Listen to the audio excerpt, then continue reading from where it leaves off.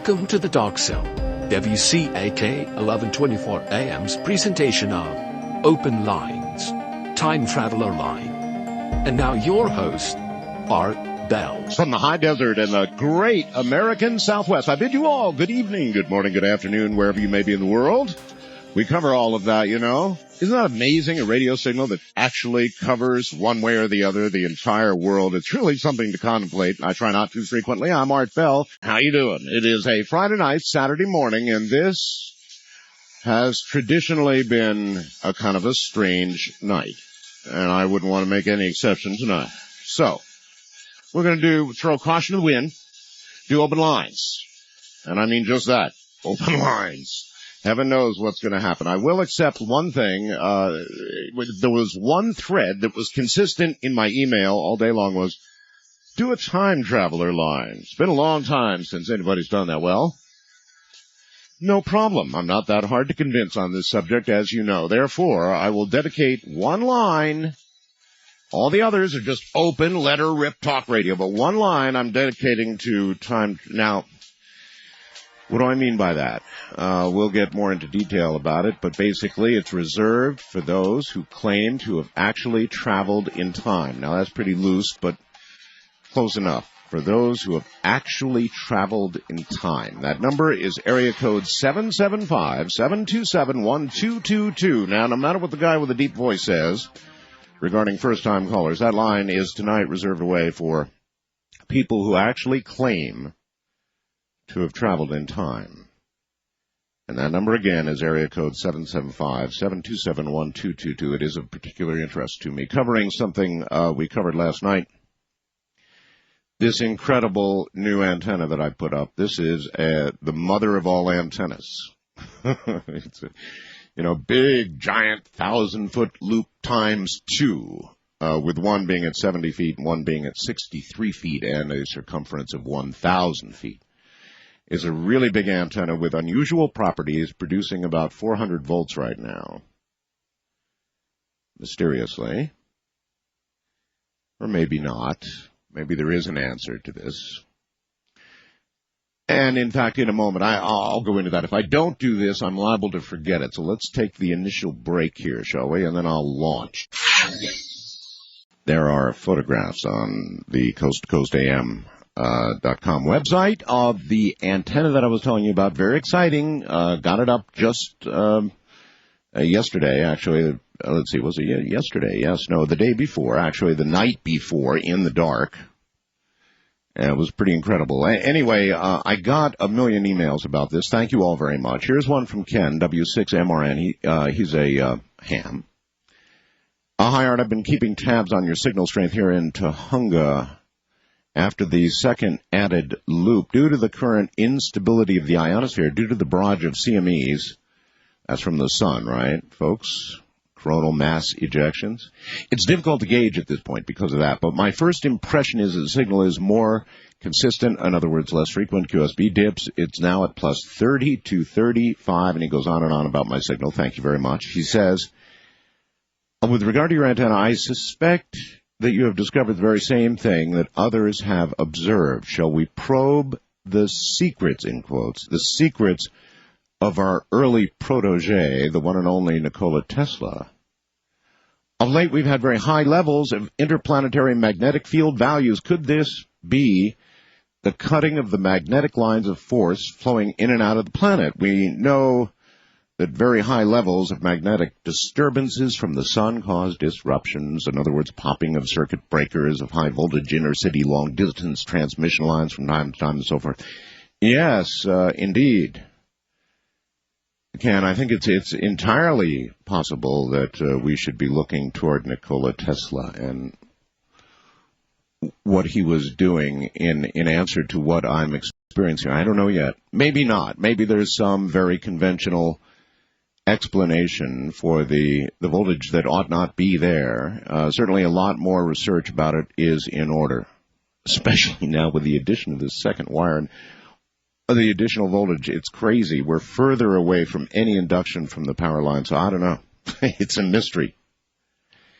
And then there's also WB6OHK, another ham, says he knows the area, and says there's an iron mountain south of me, that's in Pahrump, Nevada here, that occasionally shoots lightning bolts, he says, into the ionosphere. In March of 1955, two of us spent a month based in Pahrump prospecting for uranium. We had a Super Cub and a Jeep, stayed at a retired prospector's home out in the countryside, southwest of the only store there at the time. That's true, there used to be one here.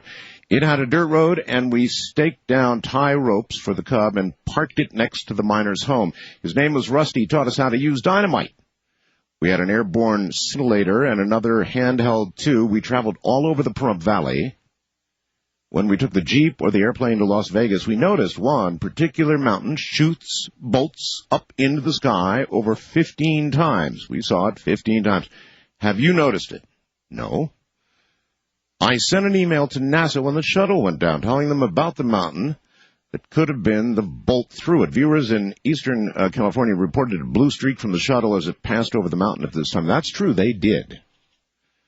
I'm not certain it was this, but he says, anyway, this Iron Mountain is the source of a tremendous electrical field, and your antenna, by the way, is at the northern side of that electrical field. The bigger antenna, the more voltage you'll pick up. Yes, well, obviously. And then I was considering the bigger questions that were asked by, or attempted to be answered by last night's guest from London. It was an interesting guest, but he was quoting everybody else in the world, and yet his central message seemed to be, there is no God. No, that's wrong. There is a God, but he doesn't care. That simplified, that's what it boils down to. That's what he was saying. There's God, but he doesn't care. If we blow our own heads off, if we destroy ourselves in nuclear warfare, if we do well or if we do poorly or become extinct, he doesn't care. Basically, he's a creator. He's not paying any attention. I don't know if I can buy that. But despite the fact that he was shuffling papers around, looking for quotes from other people to talk to me, there were a couple of things that came up last night that really caught my attention. We were talking about the really big questions, right? Like, hey, Dad, how high is the sky? The extent, when you extend that, of course, becomes, where is the end of everything? It's all about space and time, right? We now look out with telescopes to 15 billion miles plus light years, I guess I ought to say. That's a lot of miles. Light years out, 15 billion light years out, when it all began.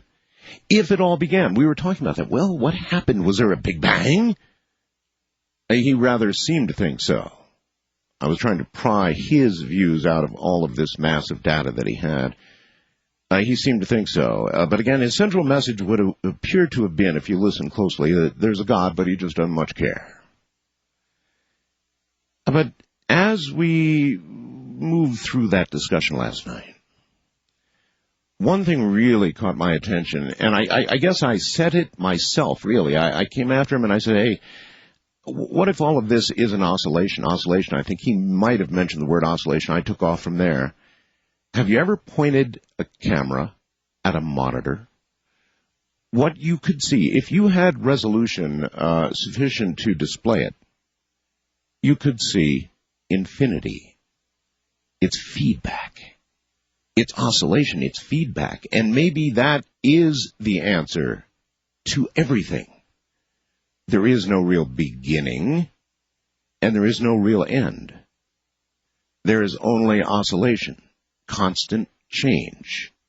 And so maybe everything is, in essence, a big circle. An infinite circle. Try pointing a camera at a monitor sometime, and of course you will see the little tiniest picture of the monitor with the camera about 1 million light years away. The smallest thing that the monitor is capable of displaying. It constantly echoes itself. It is a feedback loop. And what I'm suggesting is, I guess, that one possible answer to the conundrum of, did it begin? Is it a steady state universe? Will it expand forever? One possible answer is it'll do all of that because it's nothing but one big oscillation, one big loop back upon itself. I'm not sure if that's going to register with all of you or not, but I'm suggesting that as an answer to probably one of the biggest questions in the whole world, right? Who are we? How'd we get here? What's out there? That's a biggie. So I thought I would suggest that to you, and you might have some comments. Remember that one-liner. See, I see it going now like crazy. That time traveler line. That's area code 775-727-1222. It's a very simple number, but it's only for those of you that claim to have traveled in time. And perhaps travel in time is possible, even if my explanation of this oscillation, this never-ending feedback, even if that's the nature of everything, it still might be possible, certainly, to travel in that never-ending loop. And with, all things, eventually, if we don't blow ourselves to smithereens, are going to become possible, and one of those would be time travel. And if indeed one day it becomes possible, then there would be time travelers here now. Or at least there would be a very high likelihood that there could be and would be. Whether they'd be vacationing, sort of time slumming, as depicted in some movies, or whether they're here to change things, if that's possible. That's another whole discussion, right? They'd be here, though. And they might be willing to speak out. Now, only you can be the judge of the veracity of what you hear. We hear some pretty strange things on here, right? The rest of the lines are all open lines. So I don't know what we're going to get. One thing I would like to ask you to keep to a minimum is, I understand that you all want to say, my God, it's great to hear your voice, and it's been a long time, and it has, and so, but if you would, for the sake of the continuity of the program, not do that. So I understand why Rush did what he did. If you want to say dittos or whatever you come up with, say that rather than everything else. Now, listen very carefully. When I tell you we live in strange times, disease, action from the sun, action from the ground, earthquakes, tornadoes, more than we've ever had, we do live in strange times. Right now, the sun is attacking us. Let me read you a little bit of this. A recent series of 3 major flares have been observed from the sun. All of these flares have been from a complex sunspot near the region at the center of the solar disk. The flare events all reached R3 level on the NOAA radio blackout scale. In addition, an S2 solar radiation storm is in progress in association with a major flare activity. G3 geomagnetic storms can lead to problems with electrical power systems, including the need for voltage corrections, the triggering of false alarms on some protective devices. These storms can also affect spacecraft operations, including surface charging on satellite components, increases in drag for low Earth orbiting satellites. It actually slows them down and could even put them in danger of re-entering. Corrections for orientation problems. Attitude effects include intermittent satellite navigation and low-frequency radio navigation problems, intermittent HF radio, and aurora, as low as Illinois and Oregon. R3 radio blackouts result in widespread HF radio communication outages on the day side of the Earth and can also degrade low-frequency navigation signals. S2 solar radiation storms can lead to infrequent single-event upsets in spacecraft operations. Small effects on HF propagation through the polar regions, possible small effects on navigation at polar cap locations. That's all going on right now.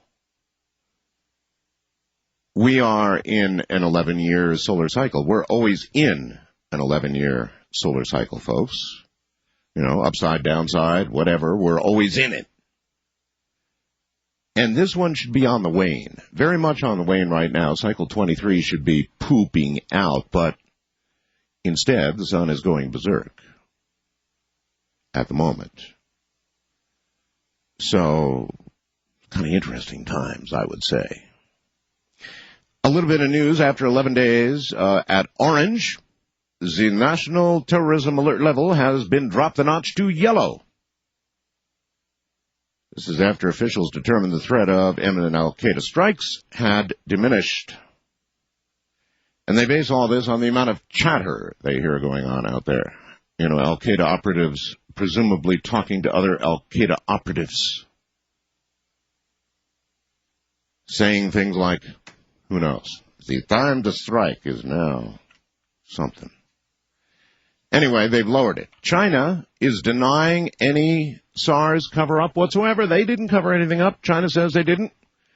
A top Chinese health official denied claims that Beijing tried to hide the seriousness of the SARS virus, saying Friday the government warned about SARS as early as February, and early efforts to fight it were slowed by poor information and encouraging, they say it's an encouraging sign that the World Health Organization said Friday it'll remove Singapore from the list of countries affected by the SARS virus because now they've gone the requisite 20 days with no new cases. Now the war. You know, I'm not really sure why we fought the war. I'm very glad that our troops did impeccable manner that they did, and of course they really did do their job. You got to give them that. They did a hell of a job. But you know, I don't know why we fought the war, and I still don't. And look at this today, Washington, May 30th. The United States on Friday announced a major expansion of so far fruitless efforts to find chemical or biological arms in Iraq, forming a team now, get this, of 1,400 U.S., British, and Australian experts who are going to take up the hunt in Iraq. The Pentagon named Army Major General Keith Dayton to head the new Iraq Survey Group, which is going to go and try to find alleged arms that Washington cited as its main justification for the invasion of Iraq in March that toppled President Saddam Hussein. Or at least his statue there on the horse, that toppled. No such weapons have been found. And the move was announced just hours after Lieutenant General James Conway, the top U.S. Marine officer in Iraq, said U.S. intelligence was, quote, simply wrong, end quote, in leading the military to believe that the invading troops were likely to be attacked with chemical weapons. Holy smokes. I mean, you think about that for a second. For a lieutenant general to say something like that is possibly career-threatening, I would think. Wouldn't you? That was, after all, the U.S., but it's why we fought that war. To protect against the possibility that they had, I guess the assurance that they had weapons of mass destruction, that they probably had the intent to use them against us and or give them to terrorists who would use them against us. That's why we said we fought the war. And so if you're a lieutenant general and you make a statement like this, I don't know. You're probably in trouble. Let's look at it again. No such weapons have been found, and the move was announced just hours after Lieutenant General James Conway, the top U.S. Marine officer in Iraq, said U.S. intelligence was, quote, simply wrong, end quote, in leading the military to believe that the invading troops were likely to be attacked with chemical weapons. So, I wasn't really sure before the war why we fought the war. And I'm still not sure why we fought the war. It's easier to believe, and I know the whole conspiracy thing about oil, right? We fought it for oil. I did hear we're establishing 4 permanent military bases in Iraq. That'd be right in the middle of the Middle East influence area, right? So that could not have been our reason, right? Oil, well, we always deny that. We say that's not the reason why we had the war, right? Not oil. There was the information on weapons of mass destruction. Right now, the top military guy in Iraq says, that all the deep thinkers in Intel were wrong. So, I don't know. Anyway, I'm certainly glad we watched. All right, open lines are ahead, and that means absolutely anything. And I have no idea what that could be. I'm Art Bell. You'll stay where you are and buckle in, please.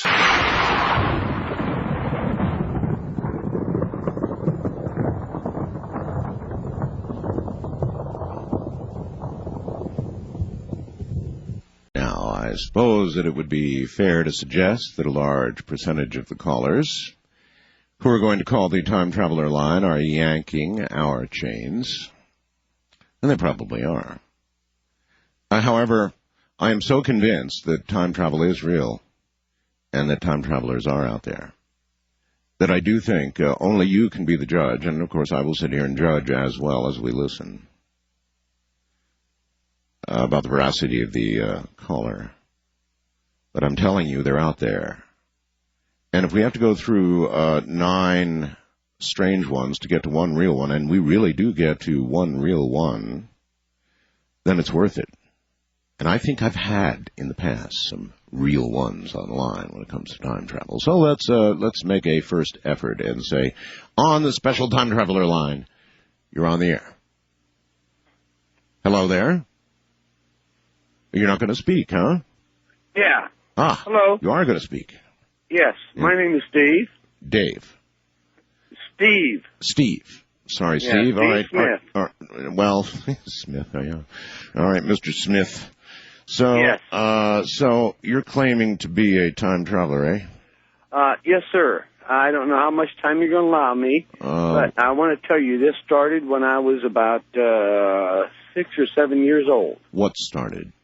Okay, when I would go to sleep at night, I would go into like a stupor, and I would see the stars. I would close my eyes, and my brother, he would actually sit there with me while I was closing my eyes and I was starting to fall asleep. And I would describe the sky, the clouds and everything. And then I would go ahead and tell him what it was. And he would run outside and he would describe, yes, that's what I see. And that started the whole program. But that's not time travel, is it? Wait a minute, let me finish. Well, I'm going to let you finish, but that's more like remote viewing, isn't it, Steve? Oh, no. Well, yes, it is. Okay. And as this progressed through my lifetime, I am now pushing 60 years old. You don't sound it. You don't sound it. Well, thank you. But I am pushing 60. 2 years ago, all this stuff stopped. All right, you're now distorting, cellular distortion, Steve. Oh, okay. I'm on cellular phone. I'm on my yacht. You're on your yacht? Yes. Oh, you have a yacht? Yes, sir. I'm on my yacht. That's very impressive. All right, Steve, on your yacht. So now tell me about the time travel aspect. As the years progressed, what? Okay, as the years progressed, every night I would go to sleep, I would travel through time. And I would go, and I could see the stars passing me. I don't know how fast I was going. Steve, how do you know you weren't dreaming? I mean, it's an obvious question. Because it happened every night. Every night. I would rack my brain. I would talk to doctors. How do you know you were time traveling? In other words, you could see the stars passing, so you were obviously traveling. And of course, scientists speculate if you travel far and fast enough, then you will in effect travel in time. Let me turn my radio down. I'm picking Turn it off, feedback. actually. Oh, yeah, feedback. Okay, there it is. Another it's subject, off. yes. Okay, there we go. Now I got. Okay, thank you. Thank you. Reason why I know this was time travel was because as I progressed through this dream over the last 52 years, because like I said, I'm pushing 60. Yeah, we don't have a lot of time. I'm picking up. So we got to get to it here. Okay.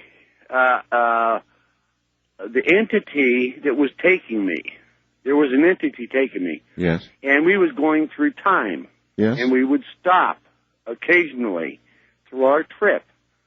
And this entity. In what would direction? stop Yes. Yeah. There was a Christmas story about this. Now, what did you go forward or reverse in time? No, sir. We are going forward. Forward. So, cutting to the quick here. Obviously, you got to see some of the future. Oh, yes. Well, sir. by all means, give me a couple of high points. That's really what I want. Oh, a couple of high points during this bad depression of stock markets and the bear market and all this stuff when it was down so bad. Yes. I made 121% interest on my money. 121% in today's environment. Yes. And that's why you're sitting in your yacht calling me right now. Yes, sir. And I have been retired. All right, so in other words, you used the information then that you gained to make good trades and become rich. Yes, sir. Not rich, sir. I am... Well off. I never wanted to be rich. Comfortable. I didn't want to be famous or nothing. I just want to be very comfortable and do the things I want to do and enjoy the world that the people call him God. I call him an envelope entity. Well, okay, well, listen, I've got to go, but good luck with the SEC. There was a story which purported to be a real story recently about a man who was being investigated by the SEC. I don't have the story in front of me, but the Securities and Exchange Commission. And when they popped him for insider trading, he told them that he was a time traveler. I mean, that's, can you imagine laying that on the Securities and Exchange Commission? Well, yeah, hey, I'm a time traveler, and that's how I did this. Now, he, according to the story, made some incredible trades, impossible trades. He put money on things that just went through the roof. Kind of like this guy was just saying. And it was an intriguing story, to be sure, because if true, it would indeed, wouldn't it, verify the possibility of time travel. Gonna go and make $1 million, right? And why not? Well, Art, 'cause it's wrong. Well, yeah, but people would do it. It's human nature. If they knew, then, like Steve there on the yacht, they'd get themselves comfortable. So, you never know. Wildcard line, you're on the air. Hello. Hello. Hello. Hello, Art? Hello, yes. How you doing, Art? This is Mike in Fontana, California. Hey, Mike. How you doing? Yeah, that was an interesting call, by the way. Mm-hmm. Very weird. But I wanted to bring up last night's guest. I heard most of the conversation last night. Yes. About intervention. Oh, you mean as in God putting his hand down and stopping a car accident or doing good or bad or whatever? Yeah. Yeah. Well, I believe that there is a God because he works miracles, and the one thing why I believe that he works miracles is because okay, I understand that, and I understand you probably have a good reason for thinking he works miracles, and sometimes it seems like he does, but he also works mysteriously. Well, see, that's, let me get as dramatic on my side as you're getting. Let's face it, millions of Jews, went into gas chambers. I mean, horrible, horrible things happen. And, is it the same hand? Yeah. Yeah? Yeah. The Jews have gone through so much horror. It's not just the Jews, sir. There's horror around the world every day. Yeah, I mean, just horrible things happen. Religious wars have been going on for exactly. So is this all intervention, sir? To me, I believe that God allows suffering and pain because we allow our free will to take hold of us. And to do the wrong thing is to do the wrong thing. To do the right thing is to the... So then are you saying that when bad things happen, it's our free will? When good things happen, it's God's hand intervening? No, not particularly. No? Good, and not in good deeds or good ways. I believe that... give an example. I have a cousin in Chicago who's been having seizures and spells for the last year, and he's been just bedridden. And there's been a lot of grief on my mom's side of the family, especially my aunt, because she's the mother of my cousin. And, yes. There's a lot of things that, but that's what I'm talking about. I'm talking about mysterious ways that God can work through. But that is, on the other side of the coin, that's always the answer you get when it's inexplicable and inexplainable. Yes, it cannot be explained. Then inevitably you get the God works His ways, it's mysterious ways. That's the only answer you get, and for many, it's enough. It's not for me. It's not for me. And I'm not saying that I don't believe in God, because I think I do, actually. I absolutely think I absolutely think. That's quite a phrase, huh? I'm pretty sure there is a God. I really lean heavily on that side. But I do have questions, and a lot of clergy are not able to answer them. And I think that's true for a lot of people. And a lot of times that's the only thing you get in answer to the bad things, the terrible things that happen. Well, he works in mysterious ways. Well, they really are mysterious. You got to accept that, or else. East of the Rockies, you're on the air. Hello. Hi, Art. Yes, sir. I'm calling from Burlington, Vermont. Way up in Burlington, Vermont. Yeah, Dave. Listen now, in response to the last caller, with God, there's two laws. One supernatural and one natural. And when you violate either one, then there are going to be consequences. That's just something to think about. Which do you think is the greater power? Yeah, you make me think. Yeah, well. Listen, in reference to the bacterium falling from outer space. Oh, yes, yes. Okay. There was a report on television. Some meteorologists did a study with dust storms in the Middle East being carried into the stratosphere and staying there until it precipitated. Mm-hmm. Now, when the bacterium that was brought to the stratosphere would drop down through the precipitation, then that bacteria would be accountable. For disease? Yes, sir. Yeah. All right. Well, yeah, sure. I agree with you completely. I've got that story here, and this is very interesting. I mean, this appeared, the article is SARS in the Stars, right? You might want to look it up. It's in the Lancet, very well-respected a medical journal in Britain, and they are finding stuff coming to us from space. They recovered biomaterial at high altitudes that only could have come from space. Now, we are constantly being bombarded by ice in the form of varying things that hit the Earth, piece of a comet, a little tiny cometary piece. Now, it's water, it's actually water. And inside that water, there could be bacteria that once they hit the atmosphere and things are a little warmer and nicer, they begin to percolate. So it could be that SARS came from the stars. And it could be that anything drops on us at any minute like SARS. Kind of like, here you go, surprise. Here, deal with this. Is that intervention? Is that one from the hand of God? Or does that have something to do with free will? West of the Rockies, you're on the air. Hello. Yes, hi, Art Bell. This is Grace in Eugene, Oregon. Yes. I'd like to let you know that I've been abducted by an alien.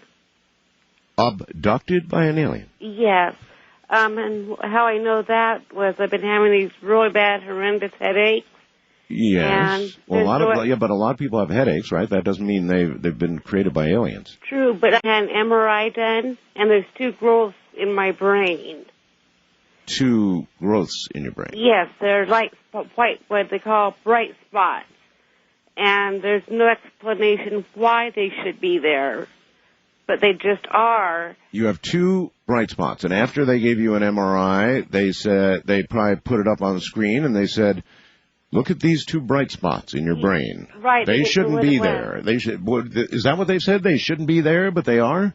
Yes. And what did they say? They should not be there. And what did they say they thought they were? They don't know. And before I went in to have the MRI done, I was on a ship that had a great big bright light on it, like the operation. Whoa. You were taken aboard a spacecraft? Yes. Uh-huh. This wasn't, wait a minute, it wasn't a dream? No. How do you know you were on board a spacecraft? Might seem like a silly question, but did you just suddenly be there, or what? I'm not really sure. All I know is that there was some grays. I guess that's what you call them, ones with the big black eyes. Mm-hmm. 2 notches in the face for the nose.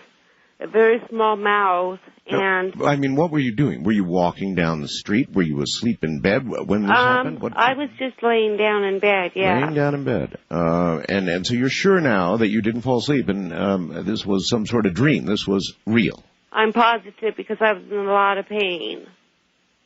Well, I understand. You may have a medical malady, but whether or not it's as a result of, implants put on board your head on board this ship, that's another question. Do you have any evidence that this is what happened to you? The only thing I have as evidence is MRIs for where the bright spots are in the brain. Bright spots. Normally somebody would do an MRI on somebody and find bright spots on the brain, would be tempted to take you to a neurosurgeon and... That's who did it. It was a neurosurgeon that did this. Uh-huh. Yes. So, what do you think's going on? I mean, only you know what's in your head. Are you being told to do things? Is there some communication going on? Are you having some effect from whatever it is that's in your brain? Just a lot of pain. A lot of pain? Yes. Well, that doesn't sound too good. No, it's not. It's not fun. All right. So the next time somebody out there wishes for an abduction, they should remember this lady's story. A lot of people have called up saying, "Oh, I wish I'd be abducted. I wish they'd let them take me." Well, how'd you like to end up with a couple of bright spots in your brain and constant headaches? You might want to be very careful about that. Wildcard line, you're on the air. Good morning. Hello, Art. Hello. This is Charlie at KCMO, 710 kilohertz, Kansas City, Missouri. That's the place, yes. I've got a solution, I think, to the UFO field based on one of your calls. You have a solution? About 4 years ago. Wait a minute. You have a solution to the question of UFOs? Yes. Uh-huh. Why the government's keeping them secret. Why? I have a feeling that the caller called in about 4 years ago and said that he had met a gray from the future, about 50 years in the future. Yes. And that I don't know if you remember the call or not. Not specifically, but I can picture it occurring. And I'm wondering if that's the reason. We were ordered off the moon, according to a Robert O'Dean report on George Norrie. Uh-huh. You mean when Robert O'Dean was on with George? Yes. Robert said we were ordered off the moon. That's right. No kidding. A very high official, which was Ed Mitchell. Ed Mitchell, the astronaut? Yes. How could Ed... that doesn't make sense. Ed told Robert O'Dean in person that we were ordered off the moon around 1970 or 1969. I've interviewed Ed a whole bunch of times, and he's never said anything like that. I know it. This is brand new information. It just came out. I'll say it's holy mackerel. All right, look, we're coming to the top of the hour here, and so I'm going to have to hold it there. Can anybody verify what that man said? Did astronaut Ed Mitchell, did he actually say we were ordered off the moon by a high official? Who could that be? And why would they do it?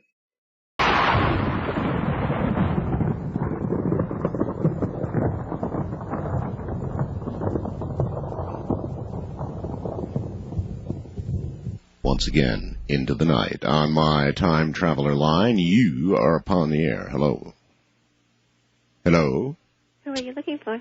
Who am I looking for? It must be Nunchi. I'm looking for a blonde no, just kidding.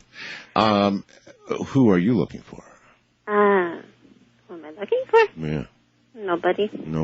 Well, but nevertheless, you did call my special time traveler line, so you are a time traveler, right? Yes. All right. So, what shall we call you? I don't think you could call me a time traveler, because I don't know how to time travel. I don't have a machine, But you have. No, I meant as in a name. Let's begin simply here. I traveled into the future. What?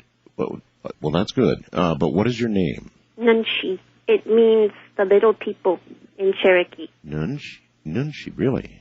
Yes. That's an elegant name. All right, Nunchi. You traveled into the future. Yes, in 1988. How did it happen? I went to bed. I went to sleep.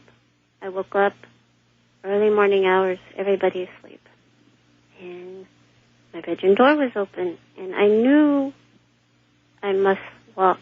I must get out of bed and walk down the hall. And when I went down the hall to the entry hall, the front door was open. And I knew I was going to go meet ghosts, people who had died. I understood, in my understanding, I thought of them as ghosts. I thought it was going to be extremely boring. I was not happy about this. Meeting dead people?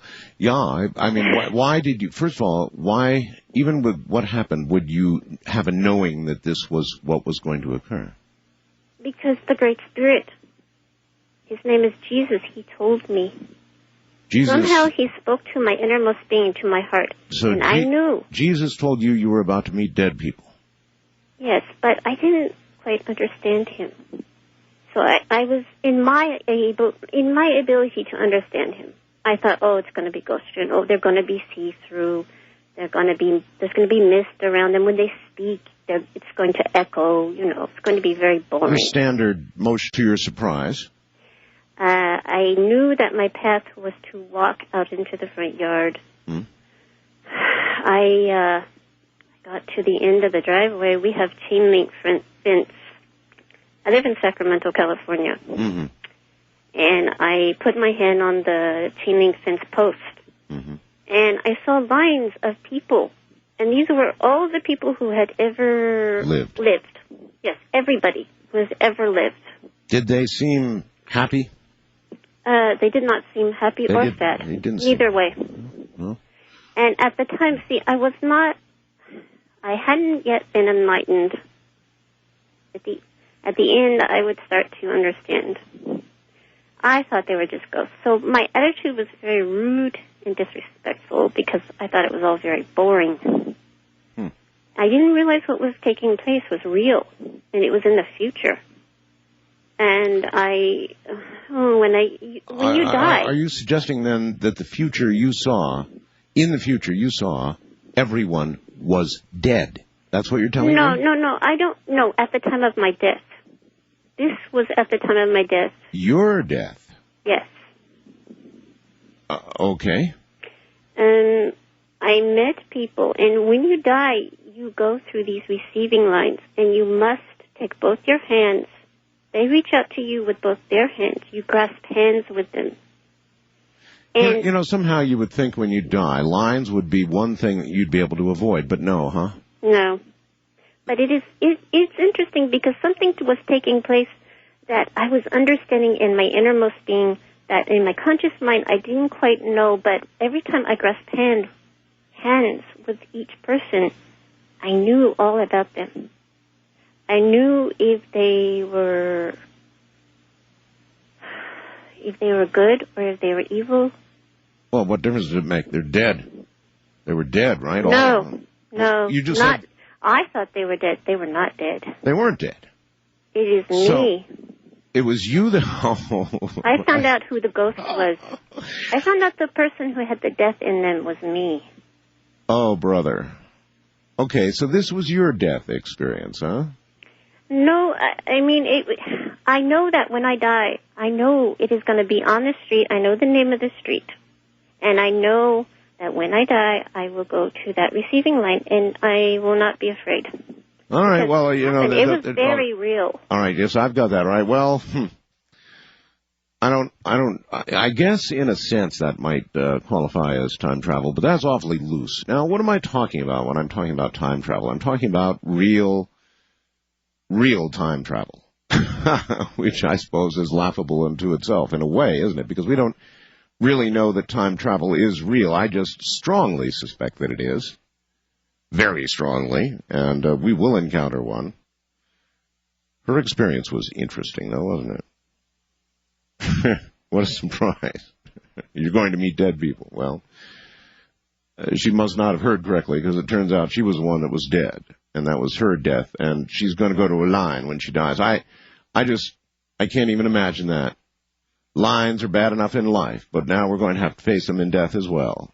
I mean, somehow you feature this misty never-ending line of people who've just died, waiting for their processing or whatever.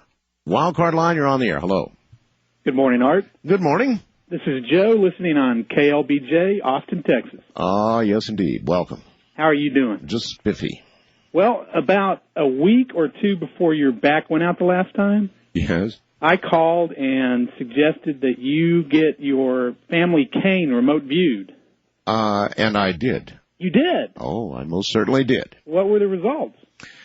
The results were very specific. In other words, well, the actual results were not specific in that it is not yet found. However, Ed Dames told me where the cane was. It was in a footlocker, and actually, it's entirely possible. We're looking for an aunt of mine who may have received a footlocker after my father's passing, in which it is said that cane is contained. Now, we're searching for her now to have her look for exactly that. So there's no end result yet. In other words, we haven't reached her and we don't know. But it's very much pointing in that direction. And when I told my mother about the remote viewing, she said, contact Aunt. I won't give her name. And so that's the stage we're at now. We haven't found it yet because we haven't found her, but we're looking. Well, it sounds like it may work. You never know. Did you know that your bumper stickers for your radio station are being sold on eBay? Yes. Yes, and I thank you very much. I wish to address that, please. I would like to point out, my wife and I, we have a cool thing going on here. It's just in Pahrump, right? Little Pahrump. Really cool ones. KNYE bumper stickers, things that go Pahrump in the night. Well, for some reason, these bumper stickers have become some sort of an item. Beyond all expectation. I think we have had, hon, if you would please come in here, she'll hear this 6 seconds later. If you'd come in here, tell me how many bumper stickers we've got out right now. We gave these to people in town, and, they're all over the place. They're on everybody's car. It's incredible. We're glad they love the radio. How many? 17,000 bumper stickers. Thank you. 17,000 bumper stickers. And they really are cool. And unfortunately, they've become an item. And yes, this person is right. They are on eBay. Now listen to me. You have no right to sell our bumper stickers on eBay. We don't want, it's not the idea. We didn't want these to become some sort of thing that people everywhere want. These were, you have to understand, for the listeners of KNYE Radio. But unfortunately, it's totally, utterly out of control. People are sending bumper stickers all over the world. They're on eBay. Oh, God, what are we going to do? I have no idea. They are cool, but please, folks, understand this is just a radio station bumper sticker. It's very cool, but it's meant for the people here in Pahrump. They should not be sold on eBay. They should not be, it's out of control. Totally out of control. East of the Rockies, you're on the air. Hello. Hello, Art. Michael in Norfolk, Virginia. Yo, Michael. Last night's guest, very interesting on one hand, but disappointing on another. I would agree exactly with that sentiment. What he was discussing was so interesting. Yeah. But yet he was, I'm going to just say what I think. I think that he really wanted to say all this and explain it to us as his belief system, which would have been a much more interesting way to do it. Instead, he sort of presented a never-ending series of quotes from researchers and so forth to sort of lead us down that path without saying, here's what I believe. Right. That's kind of how it hit me. Well, I thought you did a good job of turning him around on that. But the thing that I found disappointing, he didn't give any evidence that he took a scientific approach to examining the question of God's intervention in history. And what he should have done is he should have, as a scientist, described what criteria he would have had in searching out that question. What about you? What criterion would you lay down to say, aha, the hand of God intervened here? Well, first of all, I wouldn't start at the other end of the macrocosmic universal scale on the origin of the universe to do it. I would do as we do in science. We take the Einsteins of science, we key in on them, and we see what we can learn from them. Yeah, but there's always this possibility of terrible error. I mean, hindsight is 20/20. As we look back at giant events in the world, it's very easy to say God intervened, after Ronald Reagan said, tear down that wall, or any other major event in history. It's 20/20 hindsight, right? No. Here's my point. If we look at the methodology, for example, Noah, Abraham, Moses, Elijah, and Jesus Christ. Okay, you got 5 big ones. You got about the same thing on the scientific side. How do these men differ in their approach to God than the average theologian or professional preacher? Very, very different. They were in no sense professional theologians. And it's like asking an electrician to critique the Einstein's 2 theories of relativity. All right, well, let me go back to where I was. What criterion would you lay down for saying, aha, the hand of God intervened here? Well, first of all, you don't put the prover in the position of having to describe... You're not answering my question. I asked you straight out, what criterion would you lay down for saying, aha, a case where God intervened? Straight question. Well, I have to respond to your question. I was saying, I was answering your question directly.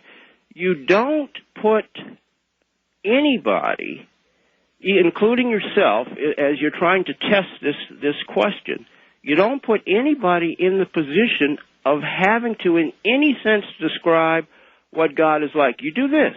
You say, first of all, were there superior human beings? Did they give evidence that there were superior beings above them? Not necessarily God, but he alluded to that, the possibility of others having been our creators. Pardon me? He alluded to that, the possibility of others having been our creators. Well, okay, but you have to go up the scale. So if we have superior beings with superior knowledge and wisdom to human beings, they would be a key, they would be the first step to take towards finding out more about God. We find out what those superior beings say.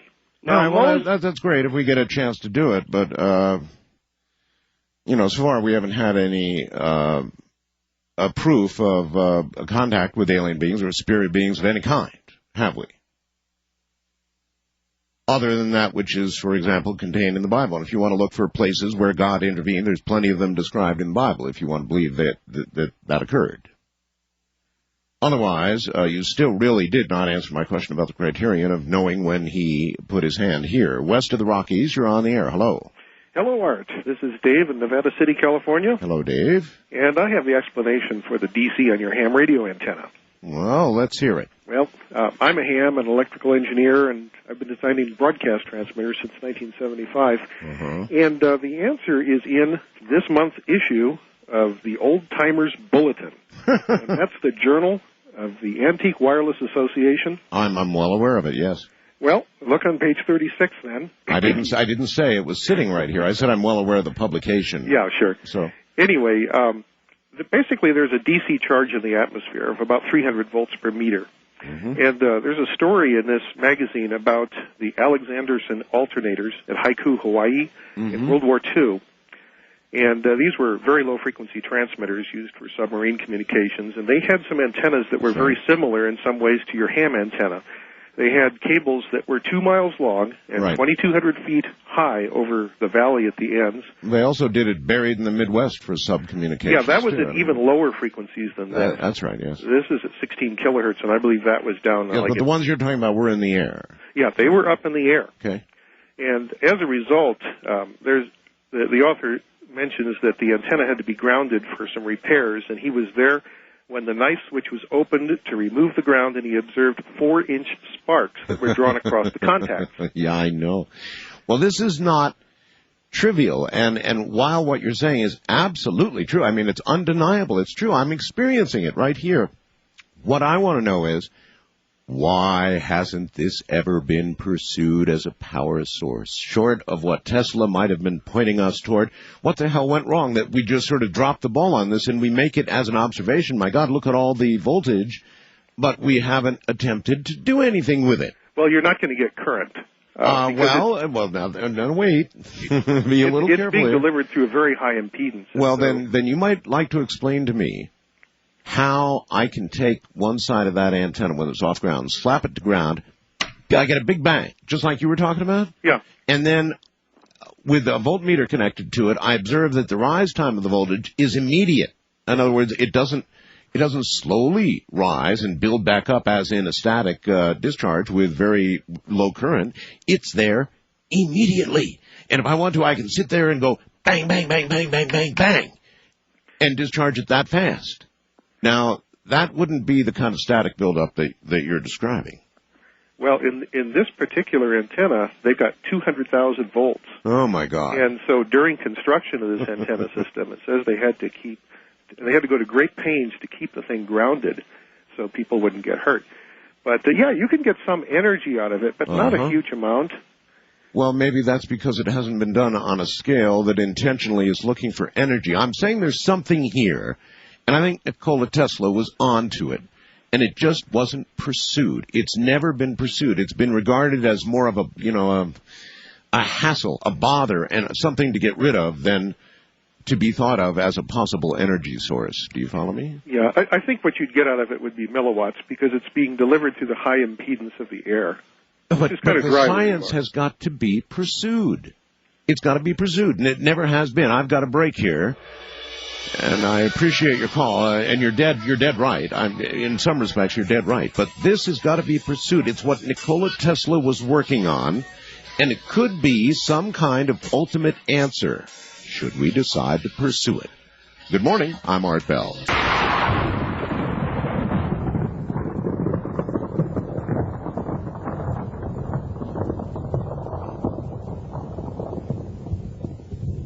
You know, that commercial reminds me. Larry King owes me an interview. I went on Larry King's program for an hour, and then I made him promise that he would do an interview with me, which he never did. So Larry, or Larry's handlers, who also, by the way, spewed out several promises in that regard, it's time to fulfill them. Now, one of these days I'll be back filling in once again for George, no doubt, and I expect a call to the producers of this program from Larry King or his people agreeing to do an interview. Come on, Larry, it'll be fun. I'd love to interview Larry King, turn tables around, interview Larry King. He's been quite something over the years, hasn't he? One of the very few, by the way, that has successfully made the transition from radio to television. Most talk show hosts who try TV fall flat on their faces, not Larry.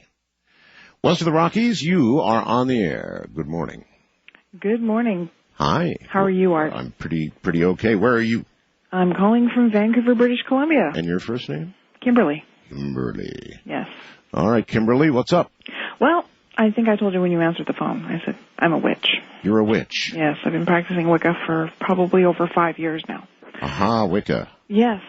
The white witchcraft, right? Well, personally, my belief in that is magic is in the intent of the heart of the witch. It's neither white nor black. It's the intent in which you send it out. Well, now, what kind of Wiccan are you? Most Wiccans, I do believe, think that there is no such thing as what I call a real broom-riding, cauldron-stirring witch. They don't think there's any such thing. Only Wicca. Right. Well, I happen to be very open to all forms of witchcraft that are out there, although Wicca is the religion part of it. But I personally don't believe in casting harm on someone, but if it was deemed necessary, I could try to find a safe way to do it without harming too many people. Including yourself. Including myself, exactly. But the reason I was calling, you had a show on quite a while back when I first started listening to you about people who have this strange reaction when they get around electronic equipment. It seems to break down on them. Yes. And I notice that happens to me usually after a ritual for about a week later. Mm-hmm. I screw up the computer. My watches don't work.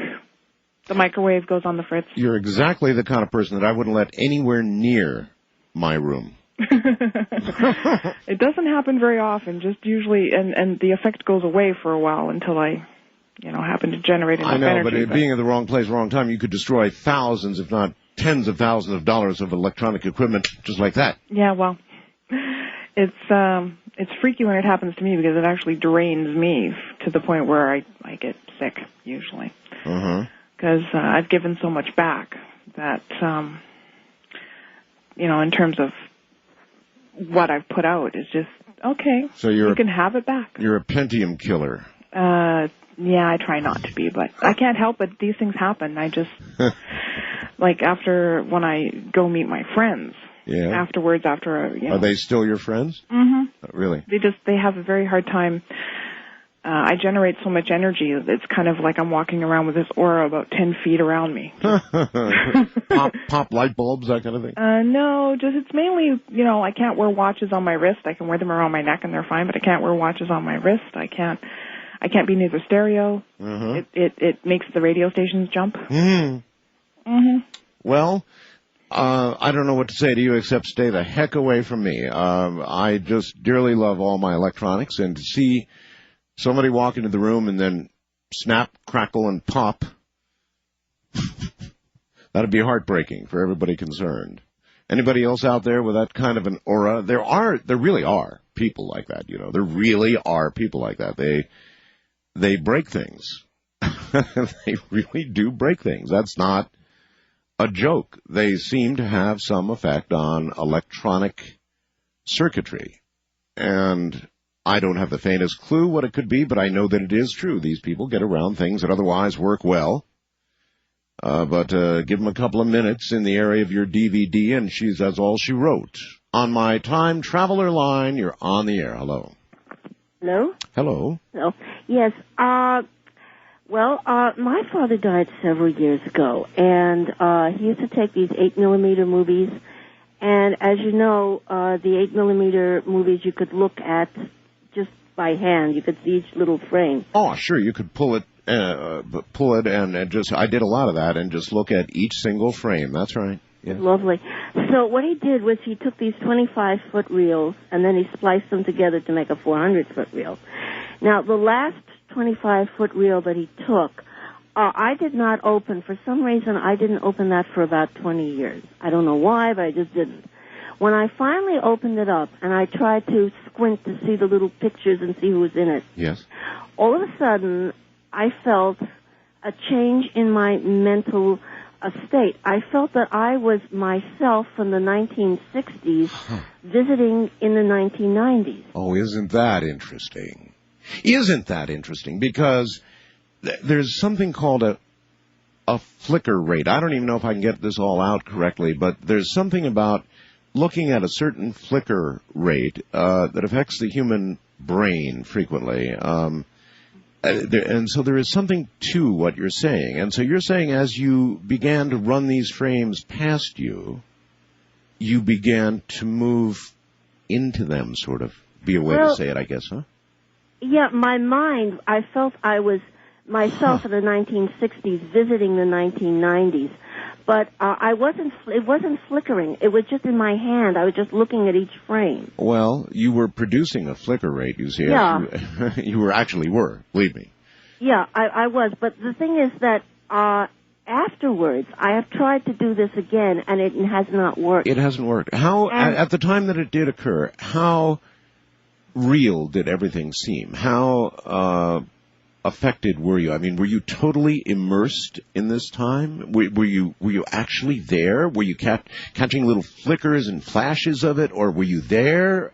How far to go? No, I felt that I was visiting.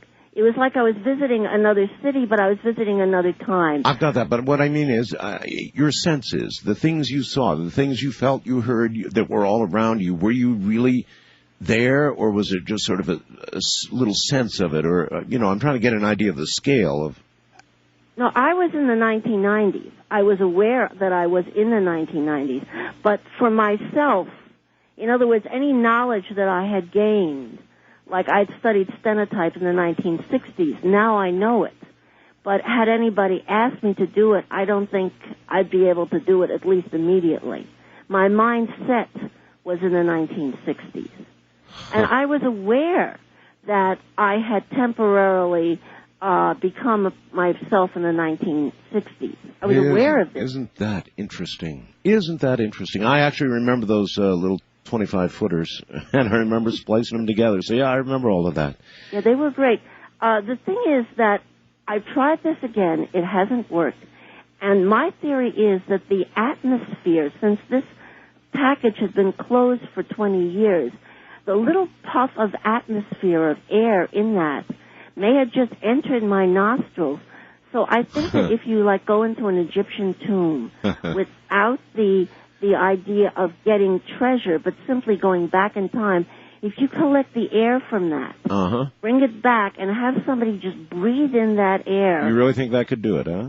I don't know. All right, well, all right, thank you. That's a very, very interesting story. Now, I don't know about your theory of it being a little bit of trapped air from that time, but I think I would personally lean more toward the whole concept of you're reeling that in front of your eyes, that old 8mm stuff where you could look at it frame by frame and where you could produce a certain flicker rate. I'm not trying to dictate your experience. I'm just saying that as you unwound that and looked at it, you produced a certain flicker rate. So it could, another good theory, would be that when you reached a certain flicker rate, as you unfolded this film, something happened. And you were taken to that time. You were, in essence, actually there for a moment. You opened it up a little bit. That could be. Easy as your theory, anyway. Wildcard line, you're on the air. Hello. Hello. Is this a first-time caller? No, it isn't. It's a wildcard line. Oh, sorry. Well, it's all right. I mean, you're on the air. Well, I'm a first-time caller, and I've been waiting, so... Well, I don't want to... Here you are. You're on the air, so now's the time. Okay, well, I want to address the question that you posted to the guest that was on last night. You asked him, did time exist before the Big Bang? Right. Assuming there was a Big Bang. Right. And I think we can answer that by, using inductive and deductive logic. If you imagine pure empty space... in a vacuum, the kind that you'd find like in your TV set, the tube of it. And if you add now the element of time, this space will start to curve. And before it reaches the point of infinite curvature, it will start to break up like foam. This occurs around 10 to the minus 31st power. Yes, but wait. In empty space, if we are to imagine before there was anything, before God or whoever they were produced this Big Bang, there's only space. There's no objects. Right. Therefore, there is no ability for man or alien or anybody to measure time. So there couldn't really be time. The only way you could have time is if you have at least two objects that are moving with respect and relationship to each other. So you could measure that movement and say, aha, time passes, things change. Well, see, you're absolutely right. But now we're just going to assume that the element of time exists. And if we do allow this, then that space will start to curve. And it'll start to curve in on itself. Before it reaches the point of infinite curvature, it will start breaking up. You're talking about space? Yes, pure empty space, like in a vacuum. See, I just can't wrap my head around that. Pure empty space. How can pure empty space be doing anything prior to a creation? Pure empty space is just that. It can't wind around anything. It's empty. That's right, but we can observe that in our own universe, that space does curve. And when it does curve... I know, sir, but that's a universe filled with things like planets and suns and, all the objects that we have seen in space. So there are things there. Now we can see that curvature that you're talking about, but how can you postulate it was there prior to the existence of anything material? Okay, now we're just going, just for a second now, let's assume that it was that way, that it was totally empty, it did start to curve, and when it reached this point of infinite curvature, it started breaking up as foam. This is called multiplying interconnectedness. That's what Albert Einstein called it. And each one of those little points is coming into existence and disappearing randomly. Huh. And each one of those points is connected to the other point. On this side of the universe and on the other side of the universe, what happens to one point will happen to the other. Uh-huh. Now, we've got to assume this, but if we do assume it, we can explain how matter came into existence, because each of these little points are points of energy. Now, I know we had to, take, a giant leap of faith there. Yeah. Well, sir, it's the same giant leap of faith that you have to take regarding the Big Bang. You're just simply requiring us to take the leap at a different point. That's all. You're sort of pushing forward this theory about empty space being responsible for the creation of matter. But still, when it gets to that instant, you're making us take the giant leap of faith that's just as hard to take, frankly, with regard to the Big Bang. The whole, it came out of something smaller than a quark. Everything that now is that you can see, all the stars, all the planets, is just every bit as big of a leap of faith your way as it is the old Big Bang way. East of the Rockies, you're on the air. Hello. Hello? Hello. Yeah, it's me. Okay. You indeed, yes. I'm a first-time caller, and I'm not a time traveler, so I couldn't call on the first-time caller line. But I'm listening to you on AM 800 in Windsor, Ontario. Oh, yes, of course. But I'm in Port Huron. Okay. A little bit farther north. I just had a question about your antenna. Okay. I think I heard something on some cable channel years ago about this gentleman who had refurbished an old mill. He had a water wheel, and he was producing energy. Yes. And he said, and I haven't been able to get online and verify it, I wasn't that interested, but he said something that it was federal law that the local utility company had to buy that energy from him. That is correct, yeah. Well, I don't know about federal law. In some states it is law, like in California, for example, and even in other places, but there's small print, and what they don't tell you is that in a lot of places, like the one I live in, for example, yes, they have to, by law, buy it back from you. Yeah. But, and it's a big but, they will only buy it at wholesale rates. They'll sell to me at retail, but they expect me to sell to them at wholesale. Well, he thought it was really cool that instead of him sending the utility company a check every month, they sent him one. Well, yeah, it can be done. It can be done, but again, I actually went down there and talked to them. They said, you got to put in another meter, and we'll only buy it from you at wholesale rates, big discount rates, and on the other hand, if you need it, we'll sell it to you at retail. And I thought, that doesn't seem right. Yeah, they're probably not producing much to make it worthwhile to install the equipment and everything either. No, but there would be certainly incredible joy, wouldn't there, in watching a meter run backwards? Yes, it would, and maybe getting a little teeny-weeny check from the utility company instead of sending them a huge one. Instead of a bill, you mean, yeah. Yeah. That's right. Okay, that's all I had to say. I won't monopolize the time. All right, thank you very much. Take care. Yes, I generate electricity here, and so I actually went and I checked into it. And believe me, that is the deal. Now, in California, I'm told it's a little different. And in California, they probably have to pay you what you pay them, which seems to me to be fair. Or maybe I've got it all wrong. Maybe as a supplier of electricity, it's only fair that they don't have to pay from their point of view. I'm sure they don't have to pay me more than they pay other suppliers of electricity. But perhaps to them, that would seem unfair. From my point of view, I ought to be able to sell it at the same rate I buy it for, but I don't know. It's one of those things.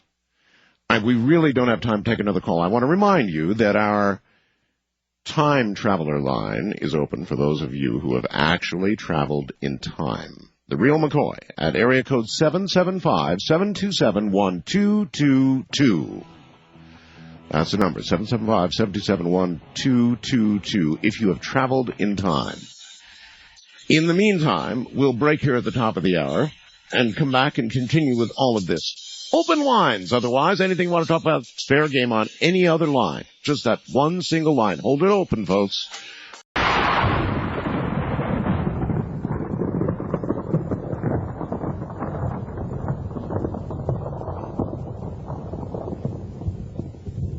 Back into the night we go. Good morning. You're on the air, Coast to Coast AM with Art Bell, for George Norrie, and you're on the time traveler line, which means that you must be a time traveler. Right? This is true. Yep. It is true, huh? All right. What shall we call you? My name is Cross. I'm listening on KSTP in Minnesota. You Cross, is that correct? Yep. Okay, Cross. So you've traveled in time. In what manner, please? Actually, I was taken there by another individual. His name is Malachi. Malachi? Yes. Okay. And when did this occur, and to where did you go? Or when? Actually, it's happened on multiple occasions. The first time I went to the year 2045. Now, there's a very good year, because that's within reach. I mean, almost all of us alive today, or no, many of us alive today, will live to see that year. I may not. But we'd certainly have a natural curiosity about the year 2045, not that far in the future. What lies ahead? Can you give us any hint? What did you see? It's actually more of a, I guess you could say, a medieval or tribal setting. There is no technology. It's more of an inner peace kind of atmosphere. People are on a one-on-one basis with each other, almost more on a telepathic level than actually through technology of cell phones or computers. In fact, there is no technology to be found. It's almost he says into his cell phone. Yep, no more cell phones. Thank God. Someday. Well, the future's brighter already. So you're saying that human beings begin to evolve into telepathic spiritual creatures, and we begin to drop all the trappings of technology. Is that it? That is correct. And I believe, from my understanding of the experience and visually seeing what was going on, it's all brought about by, in a sense, a higher being from somewhere. I don't know if it's a religious entity or if it's a spiritual entity or if it's a outer space type entity or whatnot, but something comes to Earth and has touched these individuals in the future and has taught them the old age capabilities, I guess, in a sense that all humans have, and how to reuse them that they haven't used in a long time. And at the point in 2045, it's almost already has been for a good 5-6 years, so it's almost evolved to a point where it's natural occurrence, and that's why the technology is washed away and the lack of need for the modern-day need of communication. There goes the NASDAQ again. Interesting. And so then you saw people walking around serenely in a state of contemplative communication with each other, and it was a totally different world than we have today. But you're not quite sure what got us there, whether it was alien intervention, God's hand coming down and changing everything, or evolution, or just what, huh? Exactly. All right. Well, thank you very much. And then a major event between now and 2045 that will modify, and you know that's kind of interesting in a lot of ways, because there are a number of remote viewers who have suggested that they have this barrier where some major event, and some have even suggested of biblical proportions will occur that will modify humanity in such a way that it's so unrecognizable that they actually can't read what's going on. So that's the sort of thing that he alluded to right there. Wildcard line, you're on the air. Hello. Hi, Art. This is Barbara, listening to you on KNYE in Pahrump. How about that? All right for you, Barbara. Hey. Hey, I can't believe I got through. Well, here you are. I wanted to talk to you. I wanted your opinion, actually, on shadow people and animals, and if you think that animals are cognizant to shadow people. Oh, I certainly do. Because, well, I know you and Ramona are really animal lovers and all that, but... Well, no, it's obvious. I mean, cats see shadow beings. Whatever really they are, weird. Cats see them. There's no question about it. Cats see them. Because I work at a horse ranch, and we've got a tree farm that's adjacent to us, and I kept catching these glimpses of things out of the corner of my eye, and I thought, whatever, I've been in this desert sun too long. And, I just blew it off. Well, there is that possibility, Barbara. I know, believe me, especially lately. Yeah. But one day it was just really weird because we had a bunch of horses in the pasture, and it just caught my eye because everybody was looking in the same direction, just staring. Usually, obviously, that means they're seeing something. Yes. And this was one day where I turned, I looked, and it was just clear as a bell. This person, guy, girl, whatever, in a long, dark, almost like what do you call those things? Those dusters and a hat, and just walking along the tree line, and then just turned, walked into the tree line, and boom, gone. Mm-hmm. It was the strangest thing. It just sent chills up my spine. Well, Barbara, thank you. It's really cool that you saw one of them. I never for 1 second doubt in my mind that animals see these beings. I don't for 1 second doubt that whatever in the heck they are there, these shadow beings. And if you don't know what a shadow being is, it's something, it's a creature or an entity or a something that we're all able to see at times, perhaps only fleetingly from the corner of our eyes, almost as a flicker. In fact, some have suggested that looking at monitors and slaving in front of a computer every day, you're subjected to a certain flicker rate by that monitor. You can actually check the operating system, see what it is that you're getting. And that will eventually morph human beings' ability to see at a different rate. And by that I mean that these creatures, these entities, are at a slightly different vibrational rate. So when you get adjusted by a flicker to a different rate yourself, you begin to see these things, sort of, out of the corner of your eye. Quick movements that you sort of shake your head and say, no, there's nothing really there. It was just, sort of no, it wasn't. You really saw something. And I think that animals, cats in particular, and perhaps dogs and even horses, Barbara, see these things as well. And then one day you were lucky enough or unlucky enough, depending on your point of view, to see one yourself. East of the Rockies, you're on the air. Good morning. Good morning, Art. Hi. This is Ed calling from Toledo. Yes, Ed. Albert Einstein proposed that time and space are closely related. Uh-huh. And as we hurtle through the universe, in our galaxy, we're constantly moving through the galaxy. Indeed so. The Earth is moving within our galaxy. It's moving right along, sir, yes. And I think I would propose that we're all time travelers as we move along on the Earth. Well, in the broadest sense we are. Yes.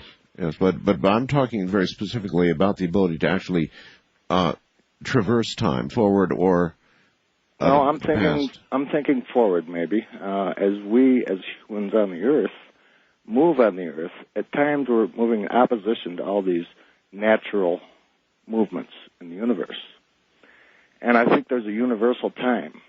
And as we move on the Earth in opposition to this natural movement, I think we get out of sync with time. And we have all experienced deja vu. And I believe at some point we get to a point where we've moved enough in opposition that we're out of sync with that universal time. And therefore, we experience deja vu. And so we don't get all out of whack. At some point we have to come back. And so we experience deja vu, and we're back into whack with universal time. So I think we're all time travelers at one point or another. All right. Well, I don't know if I agree with that. Deja vu is just the sense that you have been somewhere or done something previously, right? And that's winding a pretty intricate theory around that feeling, which could come from anything. It could be very meaningful or not meaningful at all. It could be just our little neurons firing in a specific way, and you go, like, wow, I've been in this room or something. It could be simply a sort of a little misfire of a couple of neurons, or it could be something very profound. I don't know, but that's jumping to quite an elaborate theory regarding the deja vu experience. West of the Rockies, you're on the air. Hello. Art, it's Joe in Tucson. Hello, Joe. Hi, I'm not a time traveler, but I am an astronomer. Okay. And, I'm calling, I want to say that one of the fond moments I remember on your shows in the past was when a time traveler, a self-proclaimed time traveler called you and addressed you as Senator. He addressed you as Senator Bell. I was rolling in laughter at that. It was great. I was, too. I loved it. That's about the least likely thing to ever happen to me. It sounded appropriate, though. It fits you. No, it doesn't. I am intrigued but more repulsed by politics. Well, I just like the... So it's an unlikely thing to occur. I like the very respectable sound of it. That's the way and I feel. And if it does occur, then time is one mean mistress indeed, I'll tell you, because I don't like the whole process of politics. Hey, I wanted to talk about the Vatican Observatory. Oh, yes. That's really why I'm calling. It's all right. George, the past couple of weeks, has raised some interesting questions about it. Good. Good. And I don't think he's gotten a full answer. He was perplexed as to why the church would, in fact, have an observatory. Well, what, pray tell, do you think the Catholics are up there looking for? Oh, I have a pretty good idea. I know a number of the Vatican astronomers personally and have known some of them since 1982. But even the Vatican astronomers, in quotes here, might not know what they're looking for. I mean, the Vatican, at the Vatican, they have in mind something very specific. What do you suppose that might be?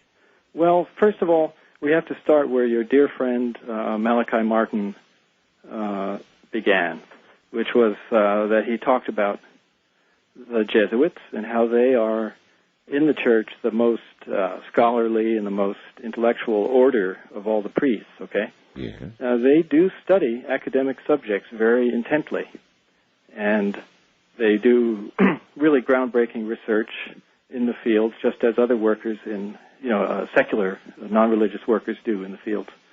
And that stretches all the way from medicine, practical fields, even engineering, and even astronomy, basic research in astronomy and astrophysics. What do you think the Catholics are looking for, sir?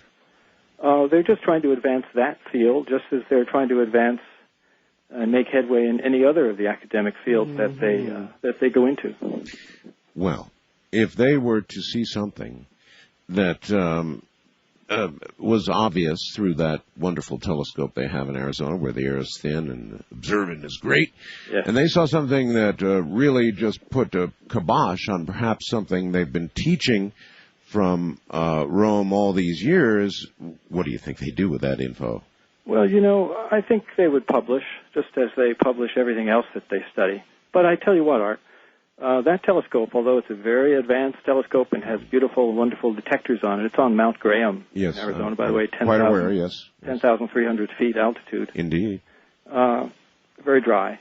The point is, see, that telescope is only a 6-foot telescope, 72 inches. It's really dwarfed by other telescopes that are, in even better locations. Oh, there's lots Hawaii, of big telescopes. Chile. But it's a substantial telescope, and the fact that they have it to themselves means that they can use it every single night. And look in exactly the direction and what they can look and try and find what it is they're looking at. The question is, what are they looking for, sir? Oh, the whole works. That is, everything from every specialty beginning at galaxy studies, elementary studies of stellar evolution, that is, the life cycle of normal stars, supernovae, even planetary work. And what do you think they want to know?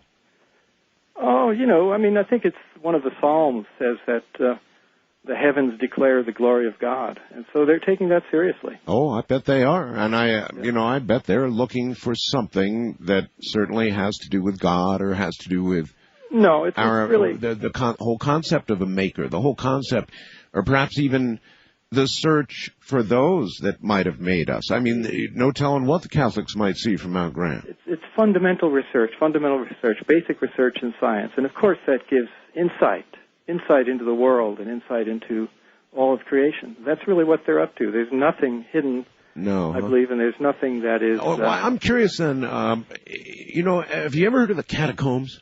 See, I've worked side by side. Have you heard of the catacombs? Of course. You have. Yeah. You know, there are these great secret chambers that man that you talked about, Malachi Martin, mentioned, that are beneath. Secrets are held and kept for generation after generation after generation. Now, that doesn't sound too open to me.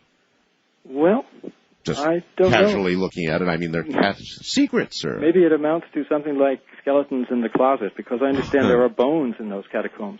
Yeah, well, maybe there's bones in the air too, you know, or in space. What I'm getting at is, I don't necessarily, thank you for the, I don't necessarily accept that what you are suggesting, that the Catholics are looking for what everybody else is looking for on Mount Graham.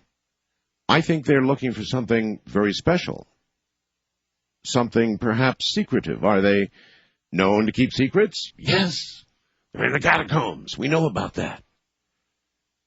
So they're looking for something they haven't told us about, and it's pretty intriguing to imagine what that might be. Do I think it's as casual as any astronomer's observation of the heavens? No, I think that the Vatican is driven by something specific. Now, I don't claim to know what that is, or even have a hint, but I think there's more to it than meets the eyepiece.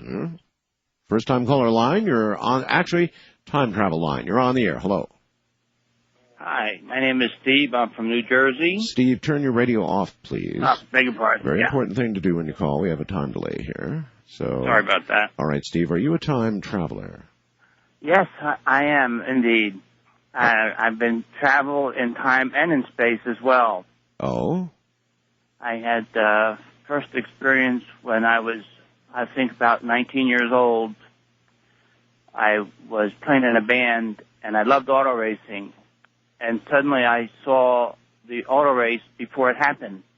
Really? And I saw a crash.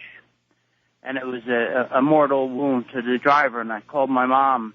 Okay, this would be more commonly referred to as precognition. You saw something that was about to happen. I suppose in a sense that's time travel, isn't it? Precognition. I had one experience like that only, and so you made a call. Yes, I told Mom, and so I said, let me know what happens, because I saw something very frightening, and indeed everything I saw was what happened about 2 hours later. Mm-hmm. And as far as spatial is concerned, I'm one of those people that every time you have a guest on, I've had almost every experience that most of your guests have. It's just been like that my whole life since I was a small kid.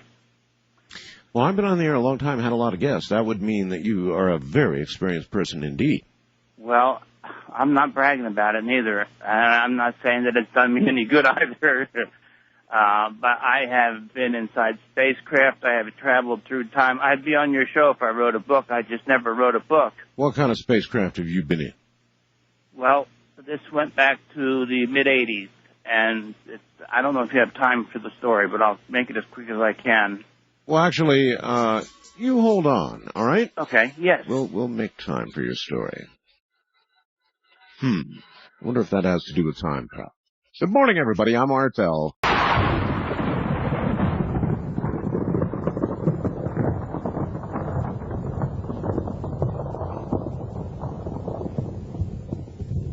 Welcome back, creatures of the night. First time call, actually, time traveler line, but we were talking about a ship here, weren't we?